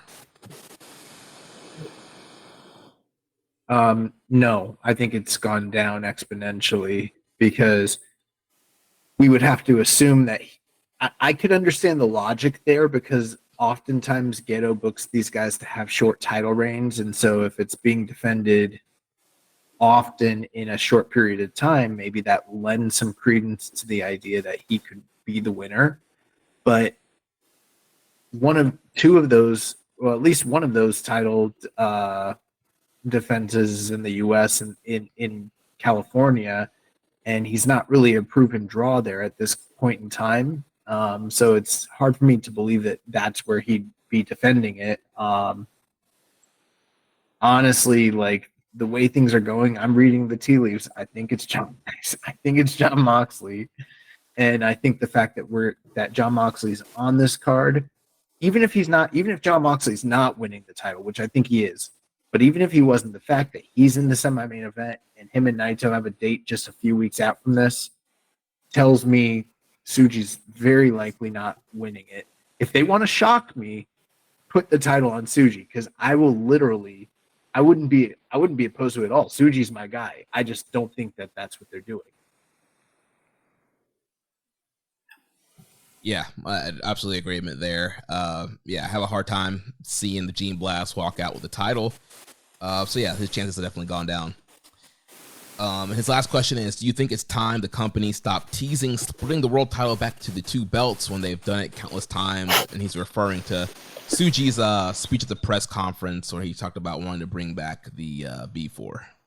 Yeah, when Tsuji said he wants to bring back the V4, that's how I knew he's losing for sure. Everybody that says that they're bringing back the old world title loses. Like, what the other thing I'm tired of hearing people say is that they're going to unify the belts. Like, someone's like, I think it was Dave Finley. He's like, I'm going to win the white belt and the black belt. I'm like, dog, we did this. Like, it was a failure. You don't need to do this. Plus, you just destroyed a bunch of belts that we had in this company. Why are you? What are you doing?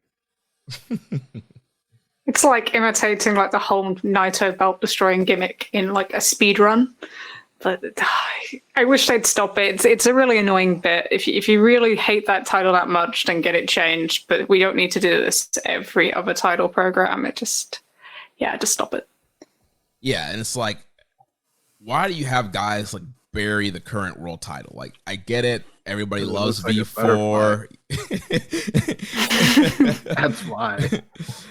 Everybody loves the V4 title, and we all wish it was still here, but we got to move on. Like, put over the current top title. Like, it doesn't do anybody any favors to bury the world title when they're going for it. Like, just get over. If you're not doing it, let's just get over it. So yeah, I'm kind of over. Yeah, teasing the splitting, bringing back the V4. Let's move on. Next question here from Reddit user fecal_soup with I don't make this stuff up, folks. His with Sakura Genesis at Ryogoku coming up. Do y'all have any must visit venues when you get a chance to visit Japan? I'm sure we all have Tokyo Dome and Korakuen on the list, but are there any other places you'd love to watch a Puro show at? For me, I got lucky enough to grab a ticket to Ryogoku, but I'd love to watch a show at Osaka Joe Hall or Kyoto KBS Hall, the one with the stained glass windows. Those are probably two of the top places I'd want to go. Definitely. I mean, all five of the locations he mentioned to me are like, some of the very, very, very best locations in Japan to watch wrestling. I would throw in Saitama Super Arena, which rarely gets ran by any of the companies these days, but like given its history, especially with MMA, like, yeah, I would love to watch wrestling there. You kind of really covered the list, didn't it? I think with Ryogoku, I'd like to sit in the box seats and maybe not with a group of 4 because that might be a challenge. But that's always kind of a special one, especially if you watch sumo as well, and you watch them throw their cushions in the air after like a big defeat of a high-ranking sumo. So yeah, that would be pretty special. I know everyone kind of goes, oh, Korakuen, but it is actually it's just a really special venue, a really special building. And there is a real feeling as you walk up, especially I wouldn't, you can sit anywhere in there, but sitting in kind of that big bay of orange seats, it's just, it's a special feeling. And the way that venue is dressed up with the boxing posters and the wrestling posters, it really feels like a wrestling venue. And I can't really think of too many places outside of Japan where you kind of get that feeling where it's like this is a home of wrestling. So that is a special one. My one that I've never been to that I'd like to do is Hiroshima Sun Plaza. That's a G1 thing. That's just the different crowds and some of the G1 and kind of some of the roll calls there. But I'd love to do that. And that's just such a different crowd from somewhere like Osaka, which is definitely the loudest kind of market they have, and Tokyo. So yeah, just somewhere really different, I think. So yeah, Sun Plaza for me. Yeah, I'll see Korakuen and Tokyo Dome are also the two biggest for me. If I can get to Japan, that's where, first 2 on my list, and then anything after that's going to be gravy. But I'd love to watch Stardom somewhere, watch Dragon Gate somewhere, any venue. I'll be down. I'm trying to remember where Okada and Nakamura wrestled in the 2014 G1 finals. Was that Sun Plaza? I don't know. Go to the cage match. That's what I'm doing. I'm looking right now. Oh, that's the Cebu Dome. Mm. Yeah, that's in Saitama. You said Saitama Sun Plaza? No, it's Hiroshima. Oh, that Hiroshima. But Sorry. My bad. Saitama, yeah, that's a pretty loud market as well. Yeah, that's So- one. That one is awesome. I would love to watch wrestling there. Then next question here from Rambo and Slam Pig. If the decision to take the belt off Naito in Chicago is made, who could you see headlining shows in Japan for the next stretch of time? If it is still Naito and he isn't getting a rest to heal up for the back half of the year, what is the logic in changing the title? If it is not Naito, who do they have who is anywhere near the level of a draw? That's a big question that you really do have to wonder. And I'm wondering if they're thinking about that, because what if they do take the title off Naito, put it on Moxley, but then they kind of just have Naito headlining the shows in the meantime and still kind of acting as the top draw? And what's the supporting cast around him at that point that can help, lead things? It's a tough call. I mean, I could sort of see where the projection would be as far as like if Jon Moxley wins the title, what that looks like as far as what dates he would probably make for the major shows. But in the meantime, I think you kind of have to rely on your champions for the other tours to sort of like bolster those tours and headline those. Probably Zach, probably Naito, and probably like Tsuji and Umino are like the guys that you're going to kind of start running as like the quasi headliners during that time. Probably a lot of House of Torture too. Yikes. and throw some Shingo in there, but I'm kind of guessing that that's what the cast looks like at that point in time. There's been some kind of little interesting changes looking forward to cards as well that make you wonder. So Dominion's going to have the Best of Super Junior finals.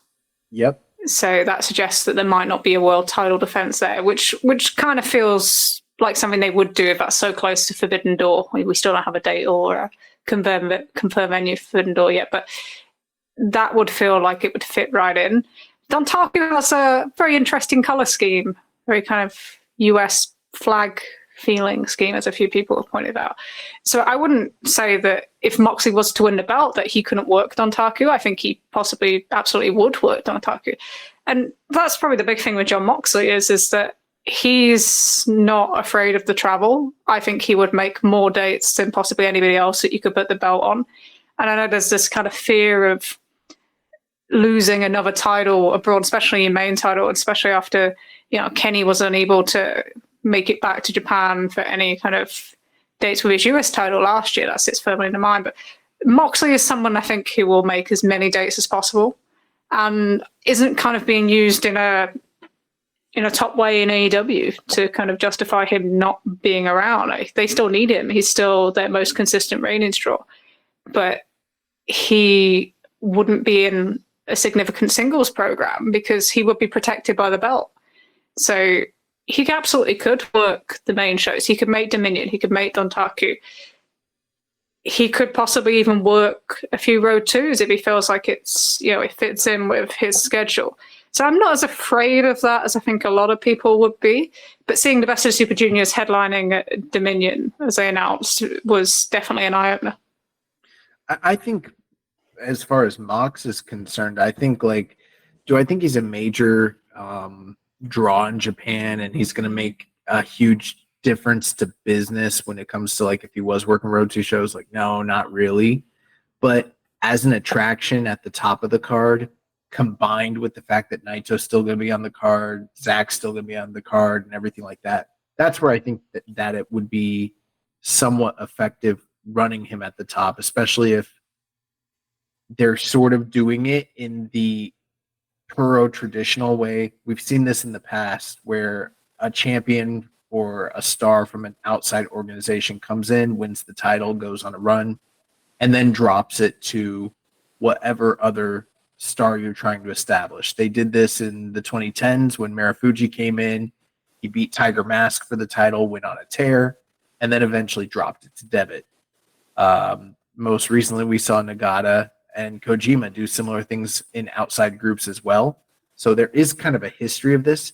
I think people would be more probably accepting of this if, like, say, Katsuhiko Nakajima came in and was the guy that they decided to do this with. But instead, they're doing it with Jon Moxley. But I think it's the same thing. It's kind of awkward timing being that it's Tsuji kind of the week before. So you are going to see some noise on that. Let's not pretend, especially because it's AEW as well. But yep, it's that, that's going to happen. And it just depends. It kind of would depend on how long he would have the belt for as well.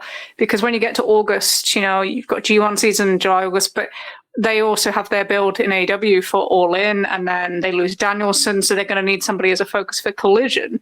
And in terms of recognizable star power to a network, he's probably the only name that could walk in there that would work Saturdays on a regular basis. So it's kind of difficult to see if you could go all the way to Wrestle Kingdom, even though Sonata only had the one headline match, Destruction, last year in the kind of the last part of the year. Yeah, the thing with Mox as well is that he's really good at elevating kind of younger talent and developing them upwards. So the stuff he did with Wheeler Yuta, with Darby Allin, even older talent haven't been exposed on a big stage like Eddie Kingston, even stuff with Adam Page. So he could be really good in that role. And then you have the Naito-verse. You had House of Torture, Just Five Guys, whoever you want to add, or just the LIJ competitive story. To have Moxley on top of that gives Naito a break from being the guy literally having to carry this all by himself, but also allows other stories to develop outside of that kind of Naito-verse. And I know some people get frustrated that everything is now centered around, LIJ. So that could help as well. But it all just depends on his availability and that he's an active champion. And the big thing for me is, so they're doing this show when you see, right, if he wins the belt there, at least it's accessible time-wise for Japanese fans, being a Friday night, a Saturday morning in Japan, opposite of Forbidden Door. But he really needs to lose that title in Japan. It can't be just an American reign. It needs to be in Japan. Agreed. Yeah, 100% agreement. And like you said, Trish, I think Jon Moxley is the right guy from AEW that will be willing to travel and make dates. And like you mentioned earlier too, like Jon Moxley loves New Japan. There's something different about Moxley in Japan. There's a different edge to him, and I think he'd be willing. He's gonna say, "Hey Renee, sorry, I'm doing all these Japan flights the next few months. I'm going to Dontaku. I'm doing the road twos. Like, why? I want to do the road twos." So yeah, It's sensible for him as well, that he's 38 now. He's still in his prime. He's got all these guys coming through in AEW who they want to push. As a wrestler in his position, he doesn't want to be there just putting people over. He wants to be the guy. And this is an opportunity for him to be the guy. And also, there's a kind of funny joke about the best way to get over in AEW is to get over outside of AEW. So it gives him that recognition as well. He's not stupid. If you get this opportunity, you take it and run with it and try and do the absolute best you can. Yeah. So coming up on April 3rd, we have a Road to Sakura Genesis show, which will be Evil and Yujiro taking on Morishima and Shoma Kato. Tenzan, Bolton Oleg, Taguchi, Tiger Mask, and Yano taking on all Just Five Guys. Despy and Yoshihashi taking on Chase and Ishimori. The Jet Setters teaming up with Ishii to take on Callum Newman and Catch 2-2. And the War Dogs with Gato. Then we'll have Kanemaru versus Shingo in a singles match. Then Umino and Yo against Narita and Sho. And the main event will be Bushi and Tsuji versus Hiromu and Naito. So some of that little LIJ competition for that main event. And one quick correction on Sakura Genesis, I left off. There's going to be a never title match in the semi-main event with Evil defending against Shingo. What about the KOPW title? Is that being defended or no? So that is on a untelevised Road to show, and it's in the it's in the news. Oh so no! I'll let you tell us about it in the news now. Okay, so yeah, let's jump into the news here. So, Windy City Riot, after issuing a challenge to Ishii in a video on Wednesday, NJPW made a match between Ishii and Nick Nemeth official. In another bout added to the card for Chicago, Jack Perry will go one-on-one with Shota Umino in a rematch from their first round of the New Japan Cup. Also added to the show, Hikuleo and ELP will defend the Never Strong Openweight Tag Team titles in an open challenge 4 corners bout. The 3 challenging teams have yet to be revealed. New Japan Pro Wrestling has announced that the Great Okan will defend his KOPW 2024 championship against Tangaloa in Hamamatsu on Sunday, March 31st, at a Road to Sakura Genesis event that will not be airing live on NJPW World. So I gotta imagine, I'll read the rest of this, but I gotta imagine it's probably going to air on tape delay. Yeah, that's what it sounded like. Okay. Loa, I said LOA. Tangaloa offered up a King of Kaiju match, so it's very similar to a classic Texas death match. The bout will see competitors look to score a pinfall, after which a 10 count will be applied, the last standing being the winner. So you can't call it a Texas death match because they already did the Texas death match, but the Texas death match that they do in this company in AEW is not really a real Texas death match. So he's going to do a King of Kaiju match, which I kind of like that title. Yeah, that is a cool title, yeah. In contrast, with his goals being to bring renewed interest in NJPW events on local areas of Japan, Okan proposed a rural revitalization match in Hamamatsu. The match will be a 2 out of 3 falls bout, but with very different interpretations of the falls. Round 1 will be under 10-minute time limit. Most covers rules. Every pinfall attempt will count as 1 point in the scenario. Oh my God, this is so convoluted. Round 2 will be oh my God, you got this shit's gonna win. Round 2 will be an eating contest with the local specialty of eel being the focus for 5 minutes, and round 3 will see the 2 connected via a strap, with the winner having to touch all 4 corners consecutively to win. Yo, what the hell? He's doing 3 gimmicks that are all awful, and he's gonna win because he's the Great Okan and Tangaloa is Tangaloa, and the Japanese fan base is gonna vote for this shit because they want to see them eat eels. Yeah. I did warn you earlier. Oh man. Okay, so Resurgent Saturday, May 11th, the IWGP World Championship and all 3 strong championships will be on the line. That was made as an announcement. We don't know who the champions will be at that time or who the challengers will be or what matches will be contested, but they're going to have those titles there. So Drilla Maloney has re-signed with NJPW. That was announced earlier this past week. There was also sadly news that Alex Coughlin has officially announced his retirement. We have a few questions here. Death Triangle 720 says, with Alex sadly retired, do you think War Dogs may need new members? Howard E says, with the news that Alex Coughlin has had to retire due to injury issues, how will you remember his career? And Rambone Slam Pig says, favorite Alex Coughlin match or moment? It's a difficult one because he kind of feels like it's definitely a case of unfulfilled potential at this current time. And you kind of don't know where he could have ended up. I don't think I would like to see any more War Dogs at the moment. I think just establish them as the group that they are before you add anybody else. As for a match, mine is actually outside of New Japan. I think the Bloodsport match with John Moxley was the one that put him up to a lot of people and put him on radars, and very enjoyable, even though it was only, I think, like 7 minutes or so. But yeah, that would be mine. That's a good pick. Yeah, I'm not huge in favor of them bringing in more people for the War Dogs. I think they kind of need to trim down Bullet Club and kind of get a more narrow focus for that group. But yeah, it is very sad news of him retiring. Like I said, Trish, I think untapped potential with him, and it's another really super talented young guy that I think people had a lot of hopes for, and he had a lot of great stuff. In New Japan Strong.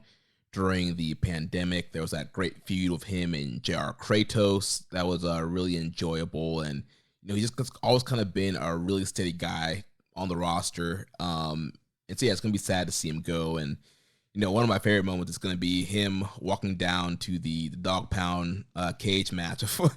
All the chairs on his arms. It's just freaking hilarious. So yeah, definitely gonna miss Alex Coughlin and what he brought to the table. Wish him the best in retirement. Yeah, Alex Coughlin is a guy that I was very, very, very high on, and even when I was deciding to grow my mustache and I was iffy on it, I was like, well, what would Alex do? And big inspiration there. But in all seriousness, I think that he's a guy that the company didn't get as much out of as they could have in terms of utilization. But every time he was given the ball, I felt like he ran with it and really delivered. Some of my favorite matches and moments, I loved when he kind of just fucking shot on the company during the G1 press junket and was talking about like, yo, you guys wouldn't even like let me have a fucking shirt. Like that was an incredible moment. I loved the match that he had with Josh Barnett on Strong. Yeah. Also when he beat JR Kratos and nobody expected him to. And in fact, that's like a low-key incredible little mini feud that if it didn't exist on Strong, if it was on the main roster, everyone would have been talking about it. But unfortunately it didn't play out that way. And I always really loved Alex in Bloodsport, not just the match that you mentioned earlier, Trish, but like he had a really great match with Chris Dickinson, who we don't talk about as much anymore, but him and Tom Lawler and him and Royce Isaacs. He had some great, like shoot style matches as well. So I think that people will look back at this period of time. Like there was this trend a couple of years ago where people were looking back at the dark ages of New Japan and they were discovering who Blue Wolf was. And they were like, who the fuck is this guy? He was incredible. What happened to him? And then he was just gone. I think that's going to be like what Alex Coughlin is like for future generations. They're going to look back at this pandemic era and they're going to be like, man, this guy was incredible. What happened? And his career got cut short, unfortunately. So, yeah. So best wishes to him and his family. And, hopefully it's not the last we ever see of him. Other news, a special live press conference concerning the first joint UJPW event will stream on YouTube Tuesday, March 26th at 3 p.m. Japan Standard Time. Last Wednesday on Rampage, Konosuke Takeshita defeated our good friend Rocky Romero.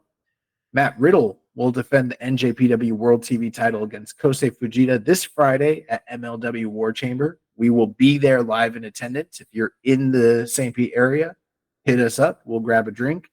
And then last bit of news, Oscar Luebe will be a participant in the Rev Pro Revolution Rumble.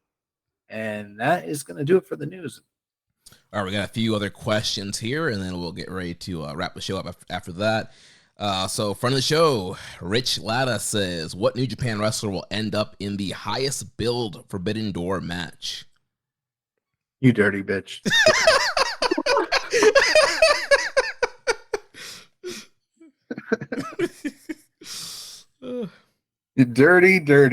dirty dog. Oh my gosh. You know what? So that's a tough question. It could be Tetsuya Naito. What I would like to see? I would like to see a Survivor Series style match where they put like 4 or 5 of like New Japan's best guys against 4 or 5 of AEW's best guys. And it's sort of like a brand dominant sort of thing. And I know it sounds funny because it's like a WWE thing, but like they could do that match much better than they do over there. And you'd have multiple people doing jobs. And then whoever the survivors are, like, let's say at the end, that I think that's a way where New Japan could come out on top and AEW could look very giving, but nobody's doing a serious job. You know what I mean? Mm-hmm. So maybe you have like Suji and Umino standing tall at the very, very end of the show. Confetti drops, ba ba bam, blase, and they beat some of the top guys in AEW, but there's no titles changing hands. It's not like a real job, but it's enough to kind of give them a little bit more smoke to do some stuff down the line. What do you think, Trish? So that's a good one that I've not kind of thought about as some sort of team thing.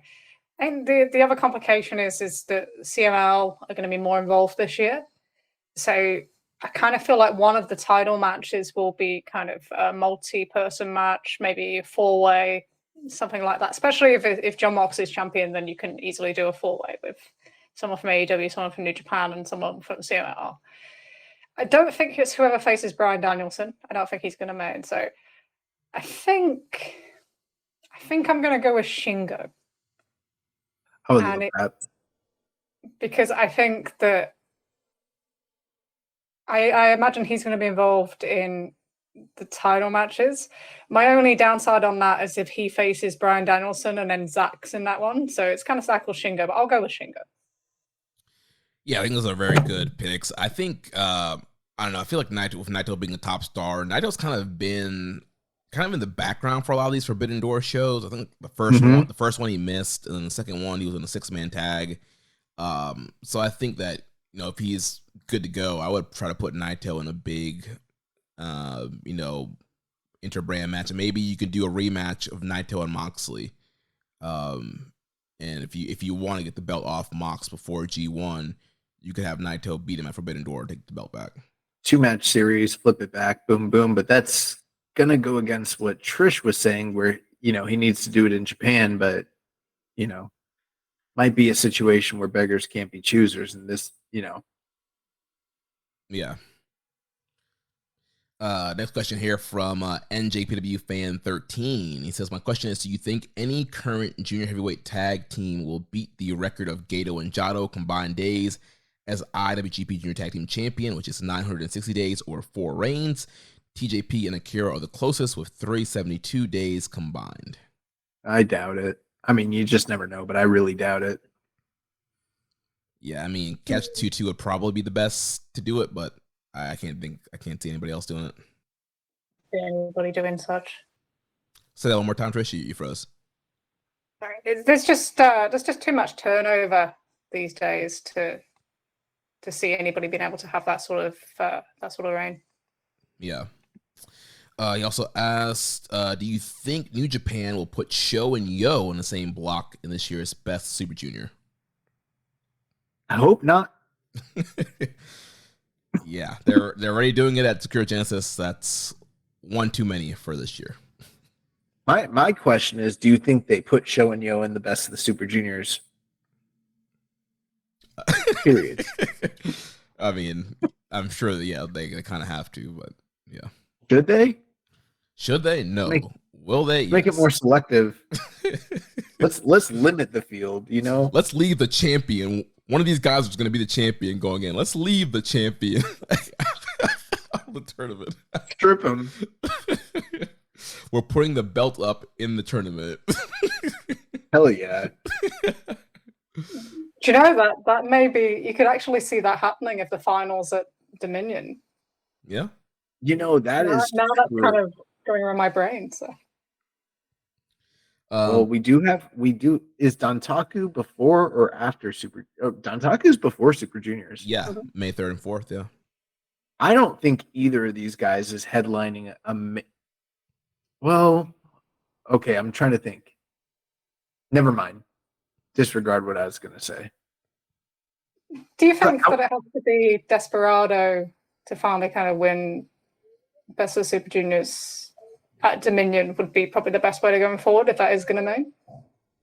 Yeah, for some reason I was thinking the champion needed to be involved in that Super Juniors match because I'm not thinking straight right now, and then I realized oh wait, that doesn't make sense. So yeah, one of these guys could still be champion in that tournament, and they would be a non-factor in the final. So yeah, that would be the best option, and yeah, probably Despy. I mean, Despy winning. I mean, you could do that. Because he's kind of been the back burner. If they're going to do a major match at the end of it, I would think it would most likely be Hiromu and Despy again, although that might be a little formulaic. Maybe you do like Desperado and Francesco Akira after that great match they had last year. Yeah. And plus, you never know what outsiders they might bring in. Who knows? Maybe Mustafa Ali comes in and you do something with him. You bring in Mystico and he beats everybody. Hey, yeah. Let's see here. Next question. He says, with Kushida and Kevin Knight challenging Clark Connors and Joe Maloney for the IWGP Junior Tag Team Championships, do you think New Japan will bring wrestlers such as Mike Bailey, Chris Bay, and Ace Austin in for Super Juniors this year? Maybe. I mean, I hope so. All those guys are a lot of fun in the tournament. I don't need all of them. Just give me one of them. Too many. We'll find out what side of Bullet Club Chris Bay and Ace Austin are on. I think that they are Rogue Army.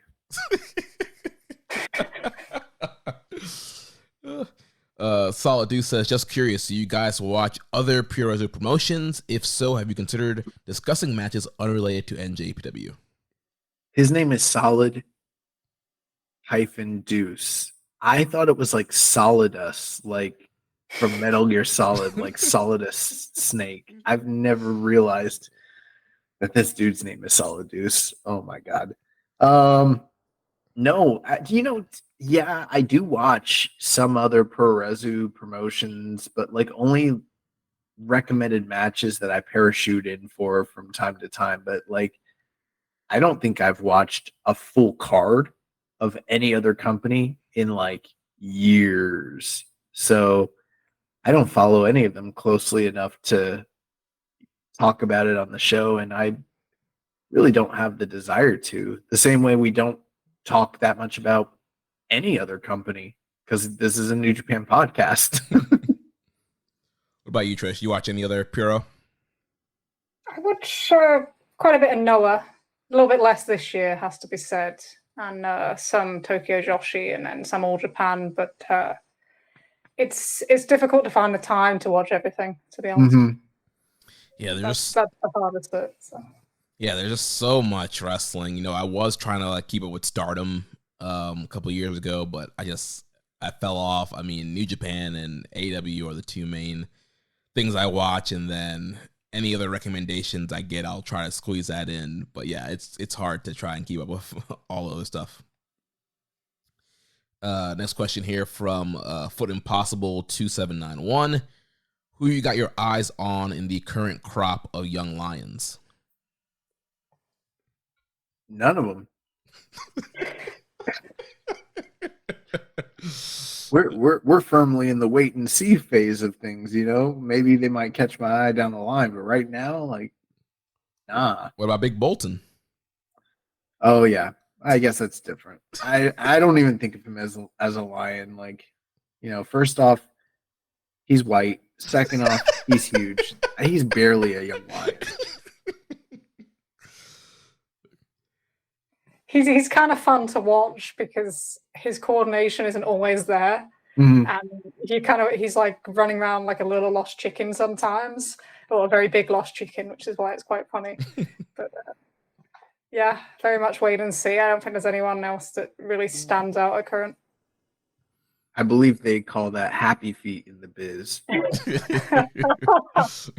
Very much happy. Yeah, he is very much like that for me. Then last few questions here from Def Triangle 720 says, do you think New Japan could learn from Stardom and vice versa if it doesn't have to be wrestling but outside of it as well? Learn from women? No, I'm just playing. Very fun. Yeah, I think there's probably a lot that they could both learn from one another. Hopefully that's already happening because they're under the same umbrella, and hopefully there's synergies. Hopefully Stardom is still around a year from now. I can't say too much in terms of what New Japan can learn from Stardom. I don't watch enough Stardom to make that assertion. But what I would say for Stardom's side is the product's not as accessible. The interface and the user interface for trying to access it is just a lot more kind of difficult. And we're all kind of lazy because we all have kind of little time that you want things to be as easy as possible. So I find it easier to watch Tokyo Joshi than I do Stardom just because I can click on Wrestle Universe. So yeah, definitely try and make it more accessible so that you have a service like New Japan World where you can just access everything easily. Yeah, I think the one thing that I can think that maybe New Japan could do that Stardom does, I feel like they kind of like, in a way, idolize their female wrestlers, and they kind of, the fan base is very rabid for certain wrestlers, and it's kind of like this kind of idol culture, and you really want to meet your favorite, Joshi wrestler and get them to sign your picture, take pictures, and do the whole calendar thing. So I think there's something there that New Japan could kind of maybe tap into to make their stars more appealing and have people really kind of dying to see their stars in person. I also asked, do you think a trading system should be in place for the Japanese promotions like in other sports? There's already a trading system in place, but not for Japanese promotions, more like with us and AEW. So One-way street. they get Will Ospreay and Kazuchika Okada and Jay White, and we get Jack Perry. It works out great. Fair trade. It's fair, No, I think that'd be an interesting idea, but I don't know if it's something that could actually work, Yeah. Too much politics. I mean, I remember when the UFC did a quote-unquote trade with one fighting championship, and basically both companies, there were a couple big stars that both companies wanted from one another, so they did a trade, and it was kind of historic, even though it didn't get that much media attention. And maybe if there was I think there'd have to be the perfect storm of things. Like those guys would have to want to go work for the other company would have to want them, and vice versa. But I don't think that you could just force everybody's hand and be like, all right, we got a trading system in place. You're going here, you're going here. Like, I'd be like, that's not going to work for me, brother, It's definitely a big part of it, but it's a weird thing because we've kind of seen more movement between companies in terms of loans, essentially, in the last few years since COVID. Not just with the New Japan dads, but with Kaito Kiyomiya and others across from All Japan to New Japan to Noah.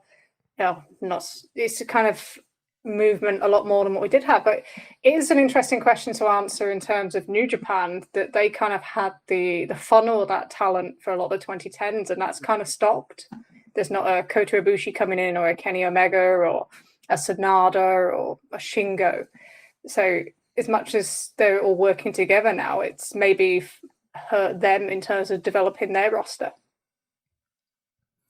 Yeah, I just feel I have a hard time seeing a system like this working, and I think especially if New Japan, obviously kind of is way bigger than all the other companies, everybody's going to want to get quote-unquote trade in New Japan, and it's kind of uneven playing fields, and you're going to make more money in New Japan. All the other companies are not going to be able to pay as much as New Japan pays, and so I think there's a lot of just details and politics and stuff that would make that work out.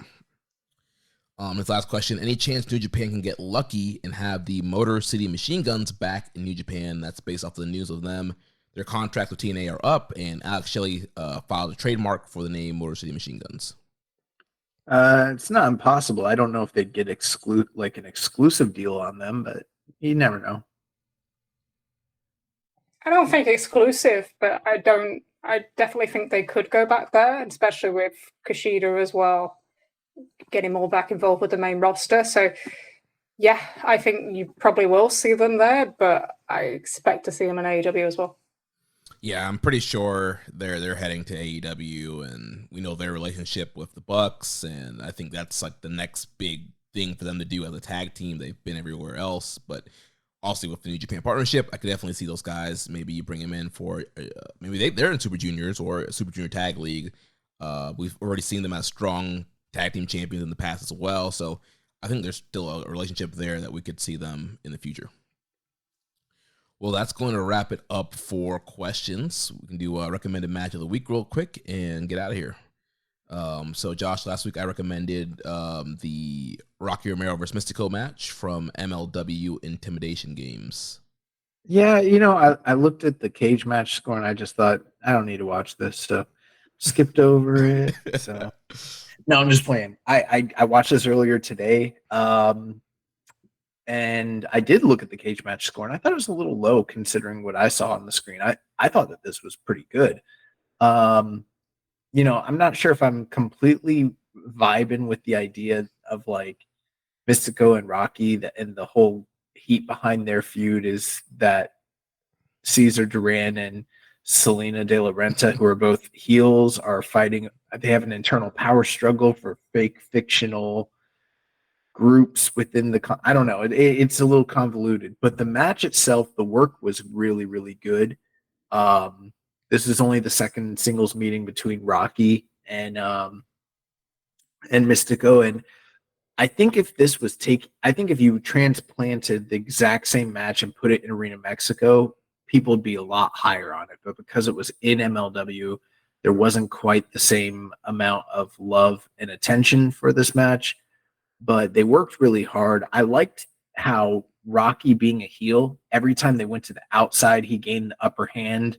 And then on the inside, he really worked to ground Mystico and tore the Legend's mask, which I'm a big mark for. I know it's overplayed, but anytime a luchador gets their mask ripped, like just the visual of it is really compelling. And Mystico did a lot of high flying. He worked really hard, harder than he does sometimes in other locations. And MLW sort of gets this. They have this reputation where you see a really great match on paper, but then they go out there and they don't deliver the way that you would think they would. This was kind of not like that at all. These guys worked really, really hard. They got a lot of time. They went out there. They worked 18 minutes. I probably, at the end of this, was like close to 4 stars. I wouldn't say that this was maybe like 3 3/4. It's not going to be in our excursion match of the year contenders list, but it's available for free on New Japan World. And I would say the work is compelling enough that it's worth checking out, especially down the finish, like the finishing sequence. There were a lot of really great near falls, a lot of great reversal sequences, and they just started working it like a big, like Espues, or more like one of the title matches in CMLL, where big move, they kick out, big move, they kick out, back and forth, and then eventually Mystico was able to get the La Mystica for the win, and I thought this was really good. Yeah, I really enjoyed the match. I watched it today, and yeah, I thought it was really, really good stuff. And yeah, I enjoyed kind of the heat there of ripping Mystico's mask, and yeah, I thought it was worked really well. And I don't know why more people are not talking about the match. I feel like it's kind of close to 4 stars, and Rocky works hard, everywhere he goes. Like you mentioned, Mystico worked a little bit harder as well, and so yeah, it was kind of a cool little matchup, little hidden gem there. You can watch on New Japan World. Really enjoyed it. And then Josh, you recommended Shingo versus Mochizuki from Dragon Gate in January. Watch this match, and I feel like I would have gotten more out of it if I followed Dragon Gate and kind of knew the history between these guys. But I feel like there was a lot of callbacks and moments that the announcers were marking out for that I had no idea what was going on. But I mean, it was a Shingo match. I mean, kind of started a slow pace, brawling on the outside, and then got a lot of the Shingo signatures. The Yukon lariats, pumping bombers, and they kind of made a point of Shingo always kind of being the bruiser of the Dragon Gate system, and kind of a lot of that's in play. Michizuki being 50, he did a lot of cool stuff, did a moonsault to the outside, and was kind of trying to prove that he can still hang with somebody that's a former IWGP champion. But at the end, Shingo ended up getting the win, and it was a really good match, but I feel like I would have probably been higher if I kind of had more of the context behind it. Yeah, I mean, I've only seen a couple of the Shingo Mochizuki matches myself. The really famous ones from 2015, and I still thought the match was very, very good. I don't know if I'm as high as everybody else on Cage Match was on it, but I thought it really delivered, especially considering it was in the middle of that stretch between the matches that Shingo had with Tama in the Dome, and then the match he had in Long Beach with Jon Moxley. And I think the special significance there is this was the first match Shingo's had in Dragon Gate since he left the company in, what was that, 2019, 2018? 2019. Yeah, so I thought it was really good. I me personally, I'm probably like 4 1/4 on it. I don't know where you were. Yeah, like 4. 4, nice. I think for me, I'm going to say I don't think we've watched this. Have we reviewed Shuri and Mayu from January 4th? I don't think we did. Okay. That's going to be my recommendation is the title match between Shuri and Mayu from January 4th, which is one of the highest rated matches of the year. All right. And I don't have anything, so we'll just do that for next week. All right, Trish, thanks so much for joining us. Go ahead and get your plugs in. Tell our listeners where they can find you online, anything you got working on coming up. Yeah, so you can find us on the wonderful Social Suplex Network. We do absolutely love being part of your network. I'm going to say that because we don't say it enough on our own air. So yeah, let's do that. But yeah, you can find myself as part of the Trish and Sarah Wrestling Podcast out every other Tuesday on this network. You can also find us on Twitter at Trish and Sarah, and myself at Trish S48. At Trish S48. I had to check myself. And the next Rhythm Piece is going to put out something on New Japan's business across the last 4 or 5 years at the weekend. So that's kind of the next thing that I'm going to put out personally. But yeah, we're just really focusing on on growing the podcast and trying to keep things interesting. It's hard. I have great appreciation for what you do because it's very hard kind of doing this sort of thing every week. And we only do it every 2. So fair play to you. Well, you guys have been killing it, and we're just as happy to have you and Sarah on the network doing really great work. So everybody, check out Trish and Sarah. You can subscribe to the network feed, listen to all of our great shows. So you can also subscribe to their individual feed. You can leave them a donation. If you subscribe to the Social Suplex feed, leave a donation, and then message us and let us know that you want your donation to go to Trish and Sarah. You can do that to support them and support all the work that Trish is doing online, some of her written stuff as well. So that's going to wrap things up for us. Next week, we'll be back to preview Sakura Genesis. If you enjoyed today's show, please consider making a donation by visiting socialsuplex.com/donate and click on the donate button under the Keeping It Strong Style logo. Make sure to connect with us on social media. On X, follow us at Chaos Strong Style, at Social Suplex. Follow me at Jeremy L. Donovan. On Facebook, follow us at facebook.com/socialsuplex and the Wrestling Squared Circle Facebook group. On Reddit, I'm the Pro Black Guy. Just Keeping a Strong Style. On YouTube, we're at Social Suplex. You can join our Social Suplex Discord server to interact with us and other wrestling fans. And you can email me, Jeremy at socialsuplex.com. Check out all those shows that we have here on the Social Suplex Podcast Network. One Nation Radio, hosted by Rich Latta and James Boyd. All Things Elite, hosted by Floyd Johnson Jr. and Austin Tumowitz. Imps WWE Adventure with The Implications, Matthew Mayer. Wrestling Art with Chris Things, Tunnel Talk with Ali and Leah, and the Trish and Sarah Wrestling Podcast. Don't forget to subscribe and leave a rating and review, and we'll catch you next week on Keeping It Strong Style, the ace of podcasts. Ichiban. Thank you for listening to Keepin' It Strong Style. We'll see you next time.